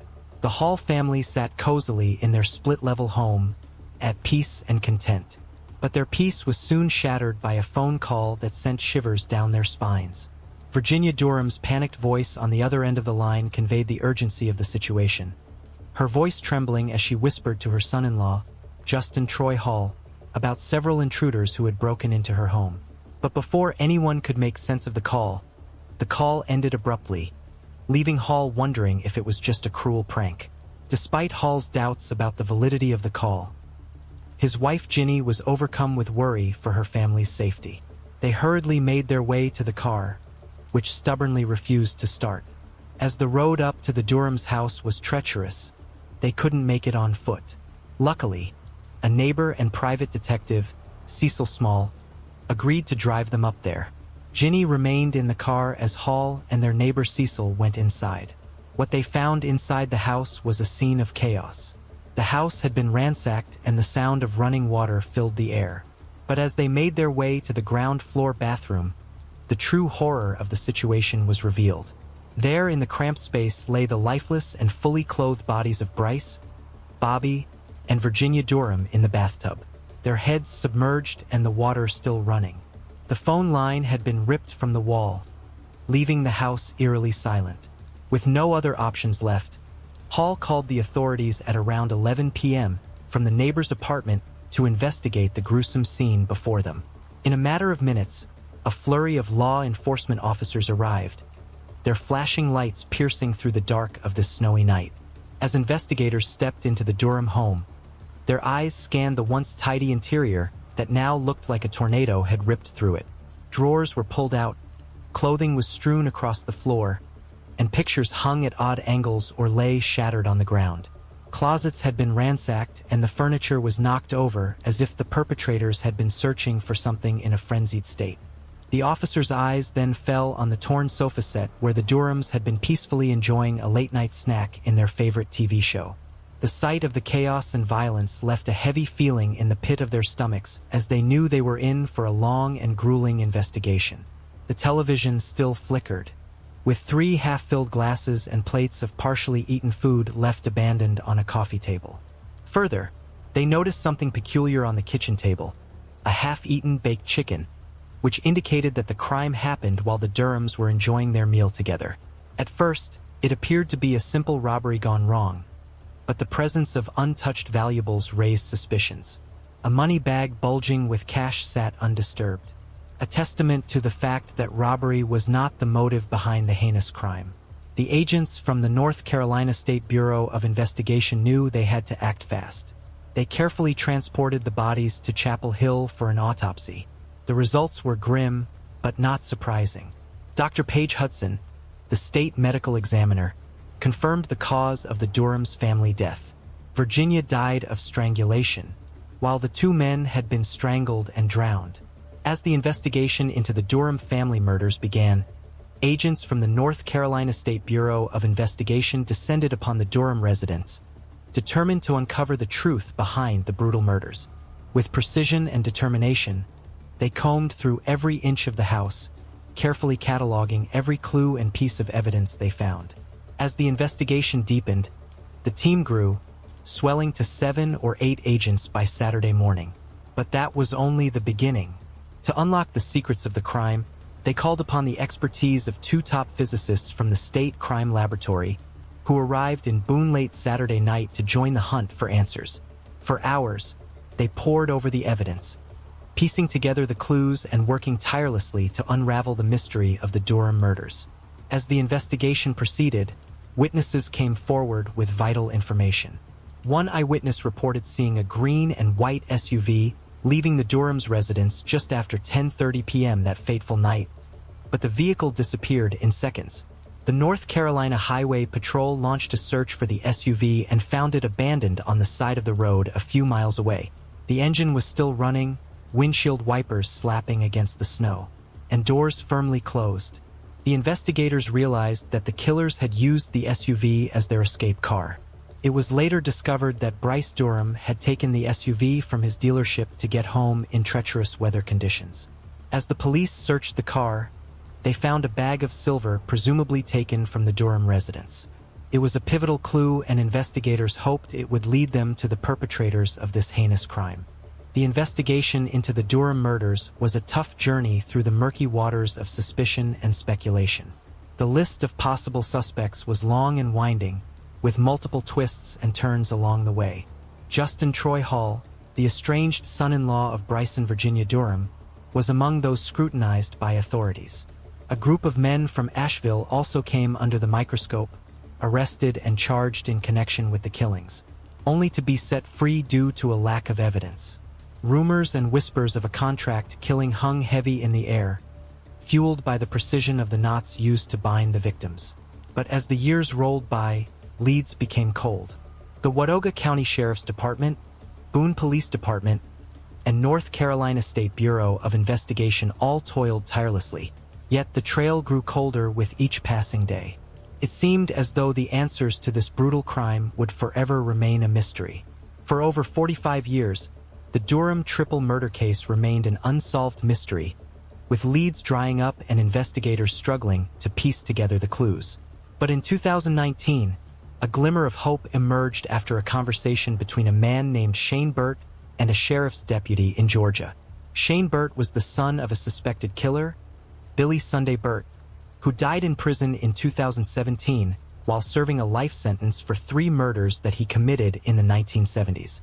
Shane Burt was helping with research for an upcoming book by Phil Hudgens when he shared a shocking story his father had once told him during a prison visit. A story of murder and mayhem that took place in the snowy mountains of North Carolina. According to Burt, his father had admitted to killing 3 people during a heavy snowstorm and had narrowly avoided capture.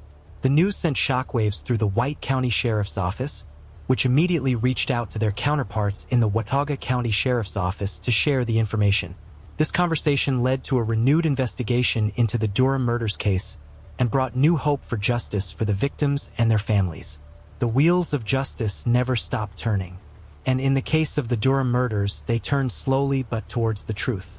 With new leads to follow, investigators wasted no time in tracking down Billy Wayne Davis, a known associate of Billy Burt, who was already serving a life sentence in Georgia for his previous crimes. The Sheriff's Department conducted 3 separate sessions in September 2019, October 2020, and August 2021, spanning 2 years, each one with a crucial piece of the puzzle in determining who was responsible for the heinous crimes. It was the corroboration of evidence from these interviews, as well as from 2 other sources, that finally led to the revelation of the truth. Through meticulous evidence gathering and careful cross-referencing, the investigators were able to piece together a shocking connection to a case from across state lines. The Fleming case of 1973 involved a network known as the Dixie Mafia, a loosely organized network of criminals that had terrorized the Southeast with their violent crimes in the 60s and 70s. This case had similar circumstances to the Durham murders, and names began to surface that linked the 2 together. According to officials, Billy Wayne Davis, who is 81 years old and a resident of a correctional facility in Augusta, Georgia, is the only surviving member of the notorious Dixie Mafia. He is currently serving a life sentence for murder at the Augusta State Medical Prison in Georgia and has been in prison since 1986. According to investigators, he revealed details about a hired hit in the North Carolina mountains that went awry during a heavy snowstorm. Davis admitted to acting as the group's getaway driver during the Durham family murders, claiming that it was the other three men, Billy Sunday Burt, Bobby Jean Gaddis, and Charles David Reed, who entered the house that fateful night.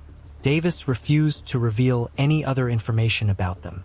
Despite the breakthrough in the Durham family murder case in 2022, justice may never be fully served.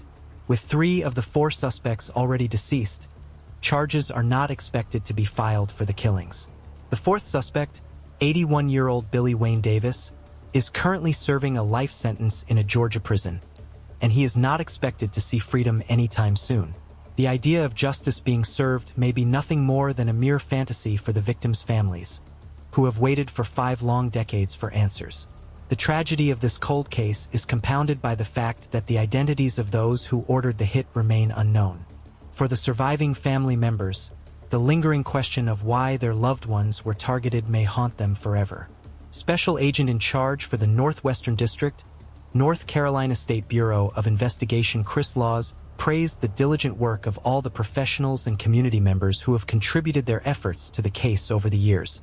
Ginny Durham, the sole surviving member of the Durham family, was full of gratitude as she expressed her appreciation in the press conference that was held in 2022 to the dedicated individuals who worked tirelessly to solve her family's 50-year-old cold case.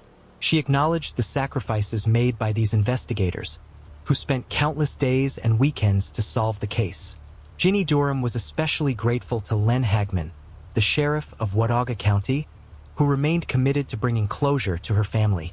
She also expressed her gratitude to Wade Colford, a special agent with the State Bureau of Investigation, Carolyn Johnson, captain of investigations for Watauga County Sheriff's Office, and Charles Whitman, a retired SBI special agent who continued to work on the case even after retirement. For Ginny Durham, their unwavering dedication and friendship meant the world to her, and it gave her hope in the midst of difficult years. It's a testament to the human spirit's power to persevere, even in the face of seemingly insurmountable obstacles. Watauga County Sheriff Len Hagman also extended his thanks to all the agencies, law enforcement officials, investigators, and agents who had worked on the case for decades. The resolution of the Durham case was a much-needed turning point for the community affected by the tragic events of 1972. The Watauga County Sheriff's Office acknowledged the numerous individuals who have played a role in bringing the case to a close, and expressed their appreciation for the efforts of everyone who helped find answers for the Durham family. For Rufus Edmonston, former North Carolina Attorney General, it became a personal preoccupation. He met with Bryce Durham's mother, who had begged him to find the killers, and it broke his heart to see her die without finding closure. "I didn't want to let her down," he said. "It was the mystery of the mountains for years and years, and Edmonston was frustrated he couldn't solve it himself. But now, thanks to the tireless work of Sheriff Hagamond and his team, the case has been solved." For Edmonston, it was a great relief, and he expressed his gratitude to the investigators who made it happen. The son of one of the perpetrators, Shane Burt, wants to apologize to every single victim of his father, Billy Sunday Burt. Despite his father being a murderous man who killed dozens of people, Shane is not trying to cover up his heinous acts. Instead, he wants to provide closure to as many people as he can. The case may have taken 50 years to be solved, but everyone involved showed dedication and commitment to justice, which is a testament to their perseverance. Despite the lack of closure, the fact that the case has been solved after 50 years brings some measure of relief, and the hope that future generations will be able to rest easy knowing that justice has prevailed, even if only partially. We hope that you've enjoyed this gripping story of how this cold case was solved after 50 years. The Durham family can finally find peace and closure after over 4 decades of waiting. Thanks to the hard work and dedication of law enforcement officials, investigators, and community members, justice has been served. The persistence and commitment of those involved in this case remind us that it is never too late to seek the truth and find answers. Natesha Lou Lattimore was born on November 8, 1991. At 29, she lived in Walnut Hills, Cincinnati, Ohio with her 3-year-old son, Nilo. If she went somewhere, he went too. She worked as a nursing assistant and spent the rest of her time with Nilo. On December 5, 2020, her ex-boyfriend, 25-year-old Deshaun Brown, was in Natesha's apartment when the unimaginable happened. What set him off may never be known, but what followed is. Brown attacked Natesha, inflicting fatal injuries. He didn't move her right away. He kept her body in the apartment for days, searched how to clean up the scene, and attempted to scrub away all the evidence. Before sunrise the next morning, December 6th, Brown put Nilo in his stroller and walked to the Purple People Bridge, the pedestrian span between Cincinnati and Newport, Kentucky. He then did the unthinkable, and Nilo died in the freezing Ohio River. Massive searches followed, but his body was never recovered. 5 days later, on December 11th, Brown bought a body bag online, called an Uber, and returned to the same bridge with Natesha's remains. He tried to throw the bag over the side, but it snagged on a ledge.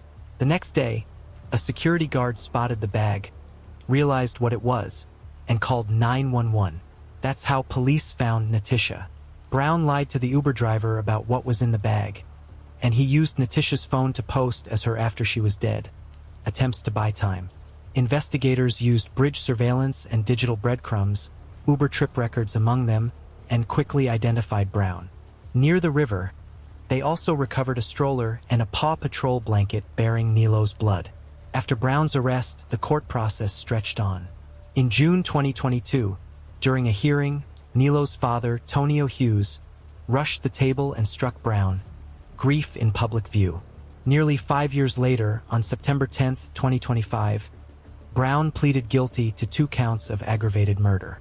In exchange, prosecutors took death off the table, and he was sentenced to life in prison without the possibility of parole.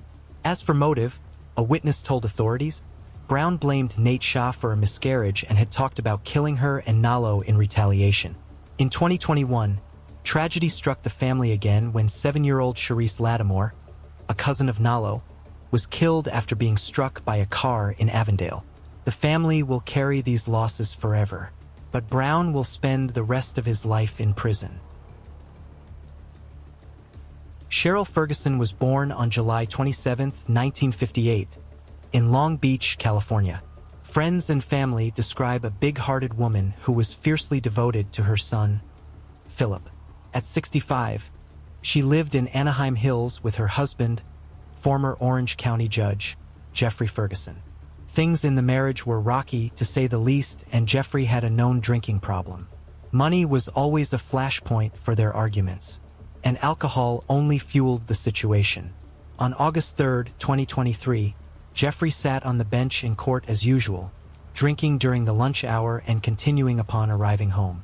He and Cheryl ended up at a restaurant that evening where an argument broke out, and as was typical for Jeffrey, in moments of frustration, he made a gun-like gesture toward her. Gestures that Cheryl had relayed to her family. Upon arriving home, the argument continued. Not long after, 911 received a call from Jeffrey saying he'd accidentally shot his wife. Officers arrived to find Cheryl with a single fatal wound. When questioned by police, he stuck to his story that the shooting was an accident. The only problem was he sent a text to court staff that read, "I just lost it. I just shot my wife. I won't be in tomorrow. I will be in custody. I'm so sorry." That text would be the focal point of a case built on his own words, not just for what happened, but why. So what did Jeffrey say really happened? According to him, he was removing his gun from his ankle holster to set it on a cluttered coffee table when he fumbled it because of a shoulder injury and it accidentally discharged. However, investigators weren't buying it. They believed that Jeffrey had shot Cheryl in an angry and intoxicated state. Prosecutors agreed, and he was arrested and charged with second-degree murder. A subsequent search of the home turned up 47 firearms, including the Glock, and more than 26,000 rounds of ammo.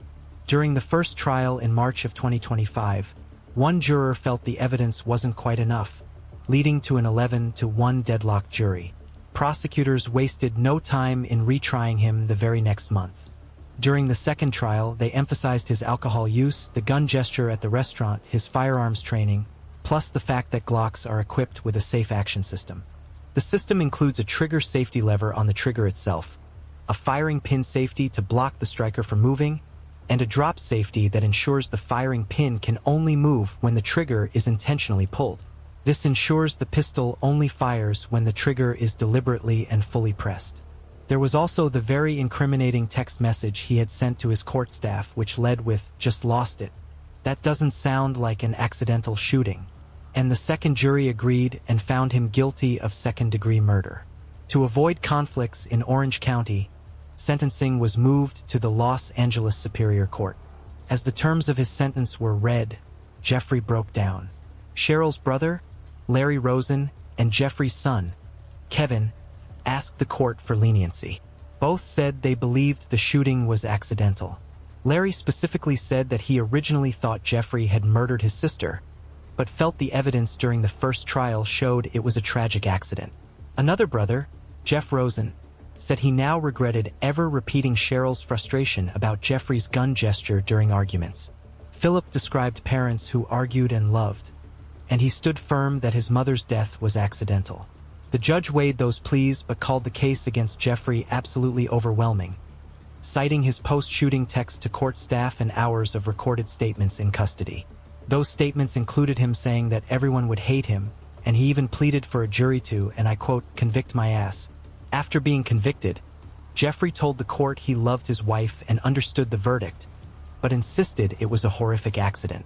He asked to remain in Orange County Jail during the appeal, prompting the judge to rebuke him again for believing rules didn't apply. However, when all was said and done, 23 jurors across both trials voted guilty. Only one favored involuntary manslaughter. Cheryl's life ended in the home she shared with her husband. Those who loved her speak of generosity and devotion, especially to Philip. That part of her story doesn't waver even as everything else has. Crystal Faye Todd was born on January 4, 1974 in Conway, South Carolina to parents Junior and Bonnie Todd. At the age of 17, she was a senior at a Conway, South Carolina high school, and as an early graduation gift, her mother Bonnie Faye Todd had given her a brand new 1991 Toyota Celica. On November 17, 1991, Crystal stopped in for her grandmother's birthday celebration and left about 7 p.m. kissing her mother goodbye and saying she was headed to the mall to meet her friends. Around 9 p.m. Crystal and a friend decided to go to a party in the Punch Bowl community where they stayed until 11 p.m. After dropping her friend off at home, Crystal rushed back to the mall to say goodbye to friends before her midnight curfew. But she never arrived home that night, and when midnight came and went, her mother became very concerned. At 3 a.m., Bonnie phoned police and a dispatcher took her description along with the description of her car. He tried to reassure her it wasn't unusual for teens to show up late and that Bonnie should just let him know when her daughter got home. At 8 a.m., Bonnie was panicking and called 911. Next, she contacted her daughter's longtime close friend, Ken Register, who said that he hadn't seen Crystal all night and that he would check the local hospitals. Two of Crystal's friends had found her car parked at the Conway Middle School. An officer was dispatched to the location and found the car locked with Crystal's purse still inside. The officer tried to reassure her that Crystal was likely still out with friends and having too much fun to call or come home. But Bonnie knew that wasn't like Crystal, and she said she knew her daughter wasn't coming home. The next day, on November 18, 1991, two men were driving just outside of Conway in the Maple community when one of them noticed something odd lying in the ditch along the road. Getting out for a closer inspection, the men realized it was a female body. The scene was gruesome and she was found to have been sexually assaulted. Her mother, a widow, was inconsolable. She told police that she was certain that Crystal's killer was someone she knew.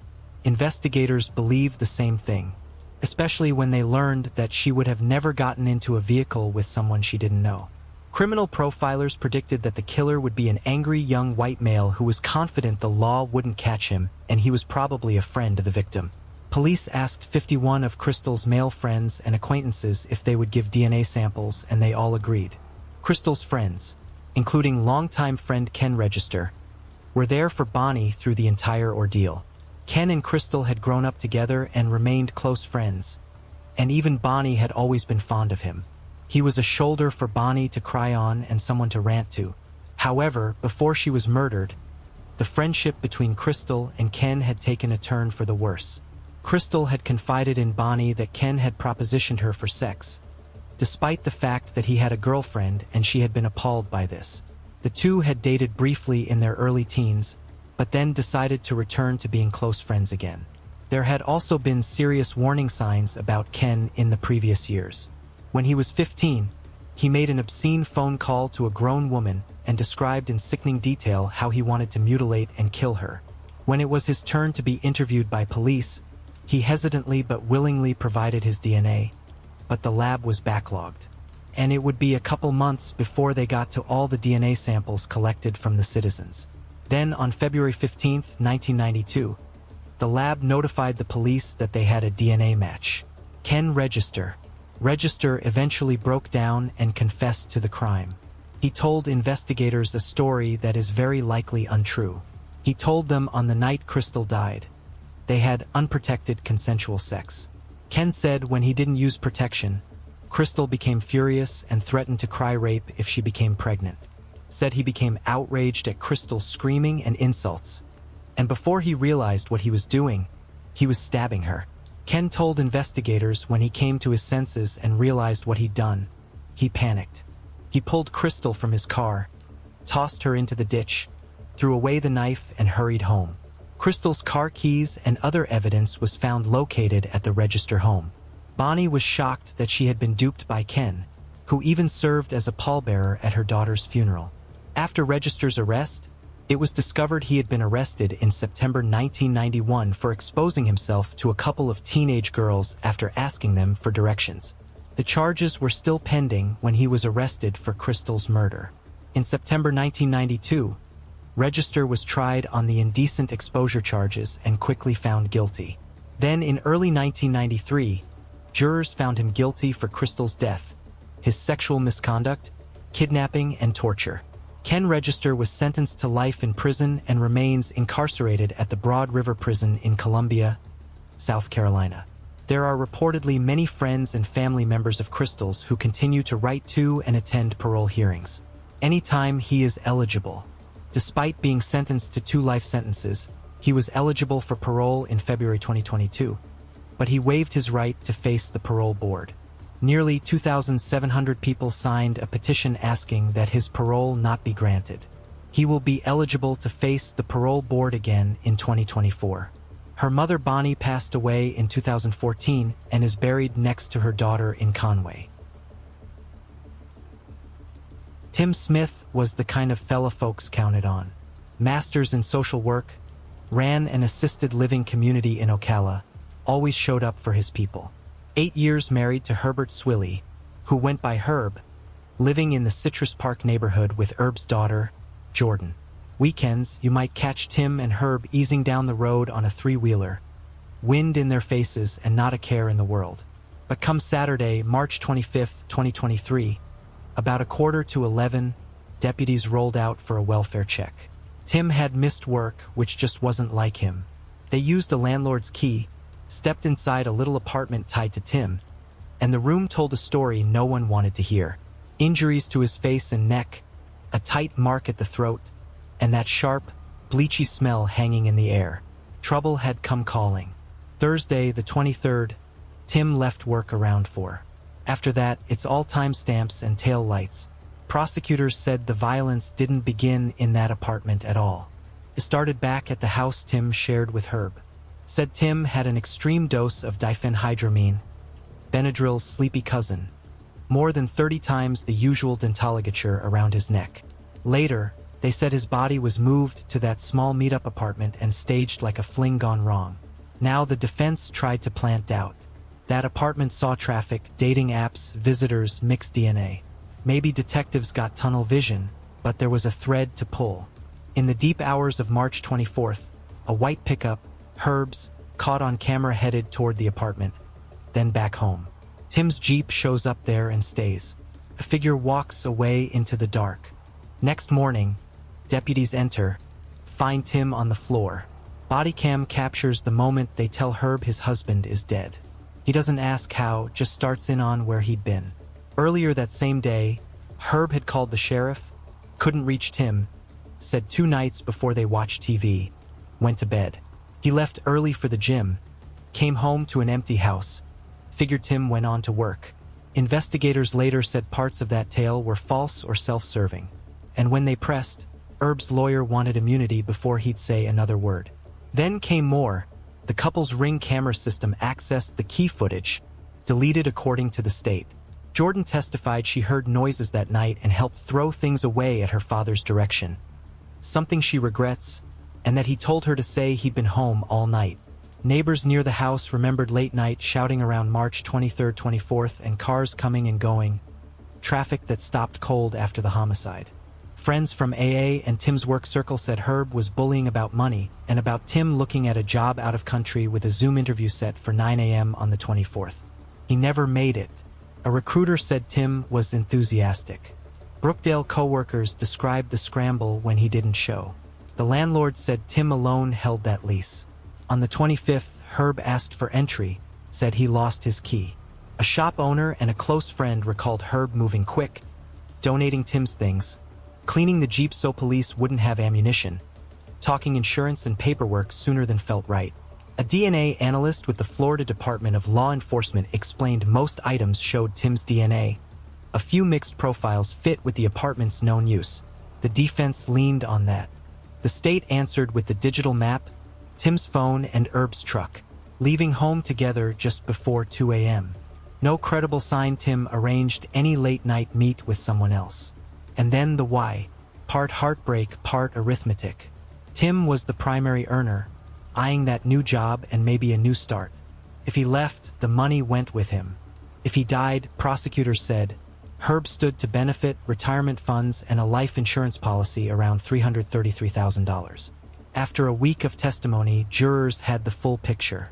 The drug levels, the ligature, the bleach, the truck and the Jeep, deleted video, tossed drugs, the finances, the plan to move. On Friday, September 19, 2025, they returned a verdict. Herbert Swilly, guilty of premeditated first-degree murder.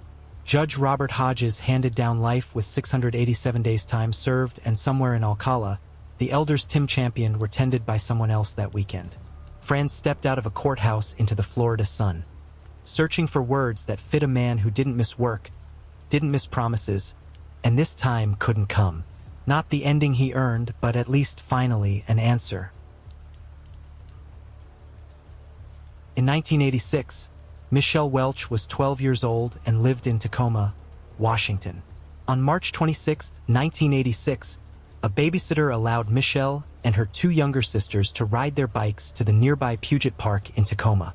When they arrived, they realized they left their lunches, so Michelle rode her bike back home and then returned with their lunches. When she returned, she chained her bike next to one of her sister's bikes, set the lunches on the table, and went looking for her siblings, who had gone to a nearby business to use the restroom because there wasn't any at the park. When Michelle's sisters returned to the park, they didn't see her, so they went and played near a cave under the bridge for another half an hour. When the sisters returned to the park, they found a brown paper bag with their lunches on the table, but still no Michelle. They called her name and started down a trail looking for her, before their babysitter summoned them back. It was then determined that Michelle was missing. A classmate later told detectives that he saw a man in the park that day under the Proctor Bridge who kept watching the girls. Police were called to the park and began searching with a tracking dog.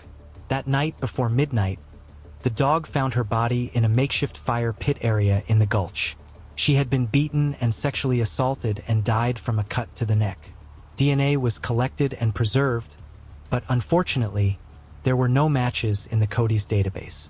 Parents of children in Tacoma would no longer allow their kids to ride their bikes or venture out as they had always done. Her murder would go unsolved for the next 30 years. In 2018, Parabon Nanolabs uploaded the suspect's DNA to GEDmatch, a public genetic genealogy database which permits searches of this type. Genetic genealogists then began building an in-depth family tree, narrowing the suspect to one of 2 brothers, Gary Charles Hartman. Both brothers had lived in Tacoma, Washington, when Michelle was murdered. The pair was placed under police surveillance, and officers eventually followed Gary Hartman into a restaurant, where they obtained a napkin he had used and discarded. Lo and behold, the DNA matched the DNA from the crime scene. 70-year-old Gary Hartman was charged with her rape and murder and sentenced to more than 26 years in prison. At his sentencing, he told his own family that he was sorry. According to reports, Hartman was working as a community nurse specialist at Western State Hospital and had a clean criminal record. However, Michelle wasn't the only young girl murdered in Tacoma in 1986. Within months of her murder, 13-year-old Jennifer Bastian was also murdered. It was always believed that their killers were likely the same person, as their slayings were very similar and both had been innocently riding their bikes through the city parks. But in 2016, Paramount Nanolabs created a snapshot phenotype report to the task force, which showed that although both men were Caucasian, the suspect in Michelle's case had 9% Northern Native American admixture and Jennifer's killer did not, meaning they were not the same person. Jennifer's killer, 66-year-old Robert Washburn, was also caught using information provided to investigators by genetic genealogists. Just like Hartman, Washburn was caught after a paper napkin was collected that he had been using at a restaurant, allowing them to collect his DNA. The DNA from the napkin matched the DNA that was collected from the crime scene in 1986. These two innocent girls' murders prompted a new bill called Jennifer and Michelle's Law. Signed into law in 2019 by Governor Jay Inslee, the bill sought to expand law enforcement's DNA database and allows detectives to obtain DNA samples from deceased sex offenders. The morning of December 7, 1985 in Frenchville, Maine, Armand and Lorraine Pelletier's Siberian Husky was led outside to relieve himself in the freezing temperatures and returned ever so gently holding a deceased newborn baby. Shocked, the couple took the baby in and called police. It was discovered that a woman gave birth just 700 feet from the home. She then left the infant in the snow and below zero temperatures. Upon leaving, she left tie prints in the snow. Police told them the newborn baby may have lived up to 30 minutes in the 30 below temperatures. The couple was never able to have children of their own and said had the baby survived, they would have loved to adopt her. Nearly 37 years later, on June 13th, in Maine State Police detectives traveled to Lowell, Massachusetts to arrest the mother of baby Jane Doe. Using genetic genealogy, DNA, and many years of hard work, the suspect was finally identified. The mother was identified as 58-year-old Leanne Daigle, formerly Leanne Garrett of Lowell, Massachusetts. She was quickly charged with the infant's murder, but has pleaded not guilty. At the age of 21, Daigle reportedly drove to a gravel pit in Frenchfield and gave birth to a baby girl. She alleges that she had no clue that she was pregnant, and on the night of December 6, 1985, she was driving home from work when she had the sudden urge to urinate. She pulled to the side of the road and gave birth and believed the infant was stillborn and left, blocking out what had just occurred. A couple weeks later, she and her new boyfriend moved in together in New Hampshire, where he was offered a new job. They had met at a July 4th celebration 5 months before she gave birth. They later married in 1987 and had 2 daughters and was reportedly a good mom to her daughters. The same technique used to find Leanne was used to find the biological father of the baby. He is now in an assisted living facility in Florida and unable to speak or communicate. One of Leanne's daughters had an in-depth conversation with her mother after she was arrested. Daigle said she had blocked out the memory and didn't recall anything about it until the police showed up to her door telling her she was the mother of an infant found dead decades earlier. It was determined she likely became pregnant on her 21st birthday but does not remember what happened the night of her birthday and did not recognize the name of the baby's father. She stated she suspects that she was drugged and raped. Her new boyfriend, who would later become her husband, stated if he had known she was pregnant at the time they started dating, that he would have wanted her to keep the baby and have them raise it together. He said that if she knew about the pregnancy, she may have hid it out of fear that he would leave her. At first, detectives did not believe that Daigle could have given birth without help and suspected John Daigle, her then boyfriend of several months, had assisted her. John said he produced a college transcript showing that he was in Orano in early December finishing school, and a roommate from the time sent police an email backing up his alibi. This will definitely be a case to continue to watch.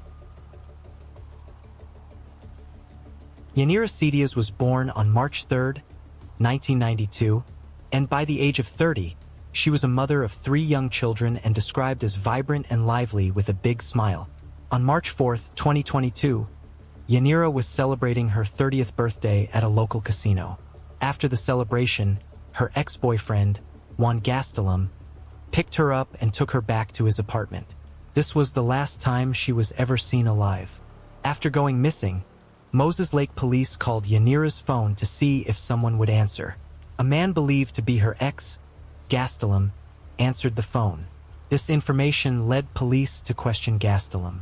Allegedly, after they arrived at his apartment, Gastelum murdered Yanira and then took photos of himself sexually assaulting her. He then left the apartment with her body.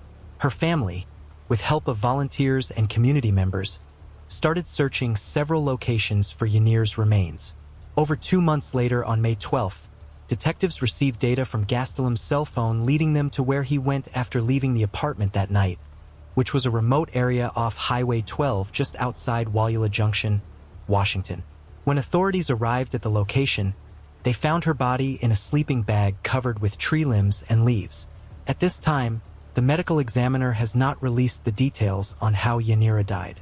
However, Moses Lake police say that they found a large hunting knife that Gastelum threw away at a gas station and cadaver dogs detected human blood on it. He was arrested days later in Oregon, but fought extradition for 2 months before finally being extradited back to Washington state. He was charged with second-degree murder and second-degree rape following disturbing photos found on his cell phone. Documents also say Gastelum admitted to being physically abusive to Yanira, as 2 physical domestic calls were referenced from October 2021 and January 2022. On October 4, 2021, Yanira even requested a police report to get a restraining order against Gastelum. Gastelum had pleaded not guilty to both charges, and his next court appearance is scheduled for July 5, 2022. Yanira's 3 young children now live with their grandmother, Yanira's mother, Anna, and they deeply miss their mommy. On January 4, 1996, a woman called 911 and reported that a black man had broken into her apartment located at 2205 North Broadway Street in Santa Ana, California, and was stabbing her boyfriend. When police arrived, they found 22-year-old Christopher Hervey with multiple stab wounds. Tragically, Christopher would later die from his injuries. His girlfriend, Jade Binning, who he shared the apartment with, would tell police that she woke up at 3 a.m. to find Christopher struggling with the intruder. She said she tried to help but was slashed in the hand. Investigators would also speak with the neighbors who told police they'd heard a loud argument inside the apartment before police arrived. Detectives for this case told reporters at the time that it seemed like it was an attempted burglary gone wrong and nobody was arrested. The case went cold until January 2020, when investigators received an anonymous letter implicating Jade Binning for the murder of Christopher Hervey. After reopening the case, investigators found forensic evidence linking her to the crime. So on May 3, 2022, 26 years after his death, Binning, now a mother of 3, was arrested by the Marshals Lone Star Fugitive Task Force near her home in Austin, Texas, and charged with his murder. Jody Loomis was born June 5, 1952, and at the age of 20, she was living in Bethel, Washington at 20 Winesap Road. On August 23, 1972, she was innocently riding her bicycle from her home to a stable on Strumey Road to visit and ride her horse, Saudi, which was several miles away. She was last seen alive riding north on North Road to 164th Street Southeast by a girl working at a fruit stand. That girl saw her crossing the Bethel Everett Highway and riding up the hill on what was then called Penny Creek Road at about 5 p.m. About 30 minutes later, a couple who was driving up a secluded dirt road to Penny Creek Road, which is now Mill Creek Road, found Jody's partially nude body. She was still alive, but had been tragically shot twice and sexually assaulted. They placed her into their sob sonnet and was sadly pronounced dead on arrival to the hospital. It was determined that she had likely been shot with a .22 caliber weapon. Also, the bridle of her horse was missing from the crime scene and her bicycle had been thrown down a steep embankment. Her murder would go unsolved for the next 46 years. In 2008, A state crime lab technician discovered a tiny semen stain on Jody's boot that had previously gone unnoticed. This DNA would be used years later to begin a new investigation using genetic genealogy performed by Parbon Nanolabs and genetic genealogist Deb Stone. After the genealogist identified the parents of a possible suspect based on the family tree, police began to follow him. They would acquire a DNA sample from a discarded coffee cup he tossed in the trash while at the Tula Lip Resort Casino. Washington State Patrol's crime lab confirmed that it positively matched the DNA profile from the crime scene and indeed belonged to 77-year-old Terrence Miller of Edmonds, Washington. In April 2019, Miller was arrested at his home by detectives with the Snohomish County Sheriff's Office and charged with her murder. Miller had a history of sex crimes dating back to the 1960s, including molesting young girls and indecent exposure.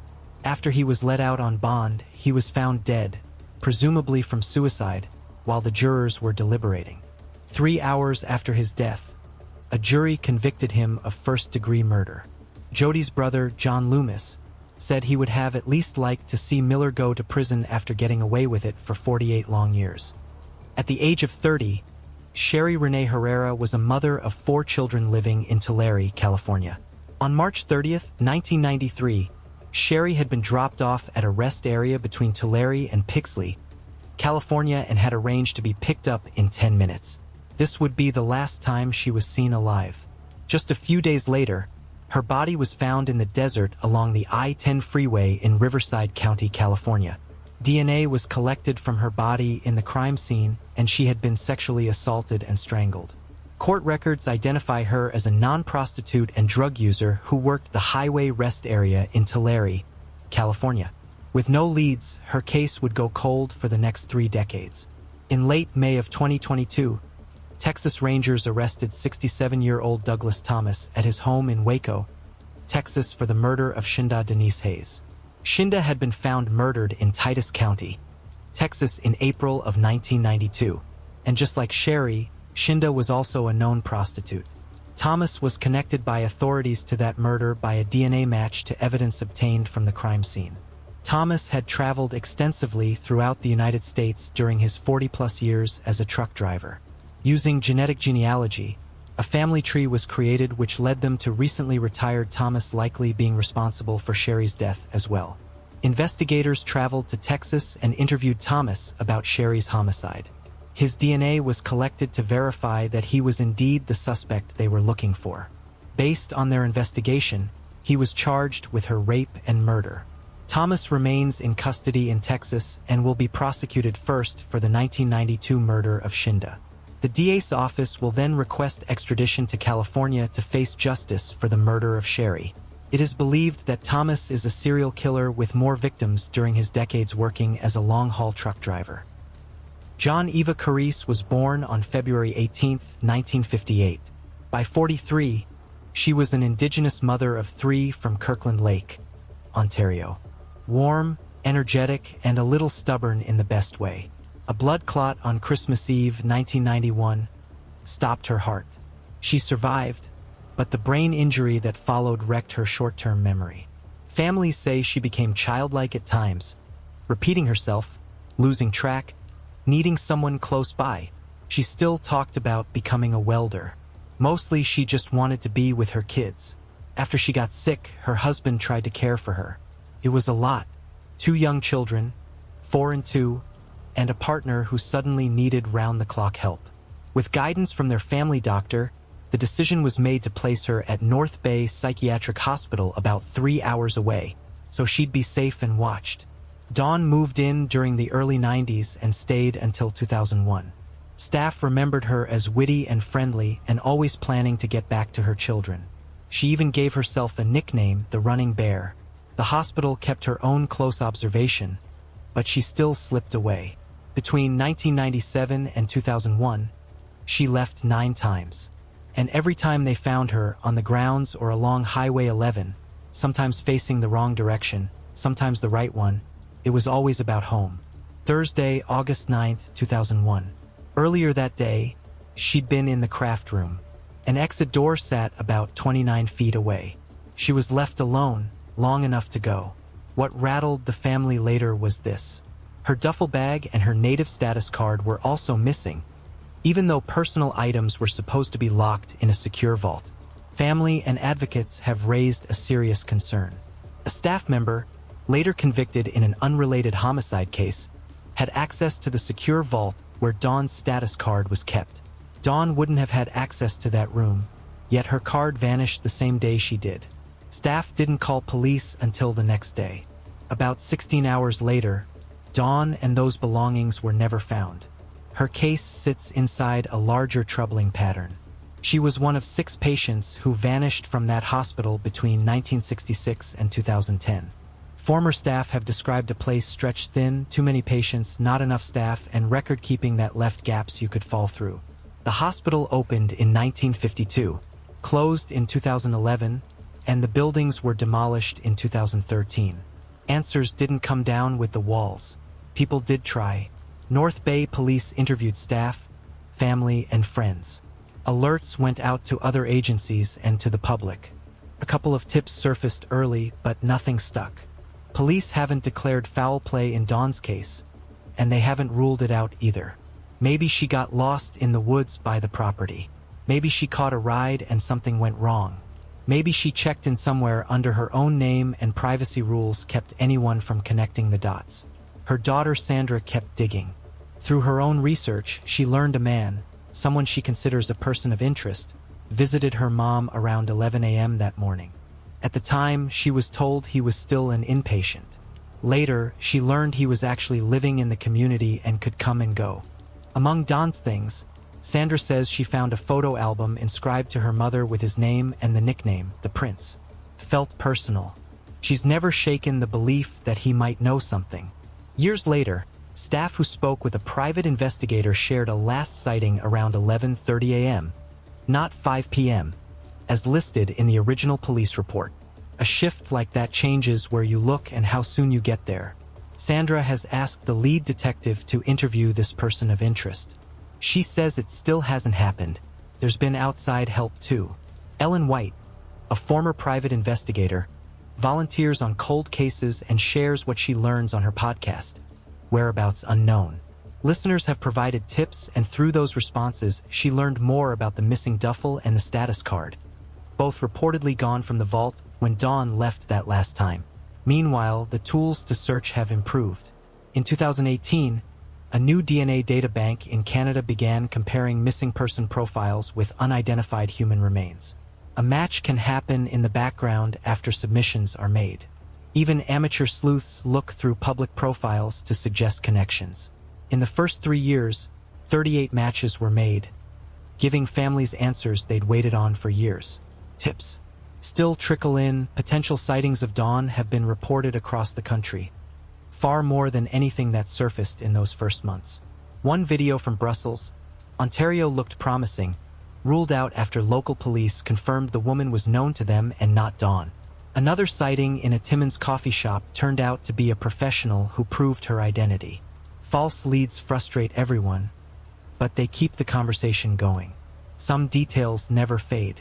Dawn was last seen in a long pink, short-sleeve dress with a white floral print, a button front, and a crisscross drawstring at the back. She wore reddish-brown closed-toe sandals and may have been carrying a duffel. When she ran before, she tended to head for Highway 11 toward Kirkland Lake. She also knew her children's guardians were planning a move to Sudbury, so that direction may have made sense, too. Either way, both roads felt like a path back to her kids. Dawn was a loving, vibrant, proud Indigenous woman from the Odanak First Nation. Her case is open, and her family believes it hasn't been treated with the seriousness it deserves.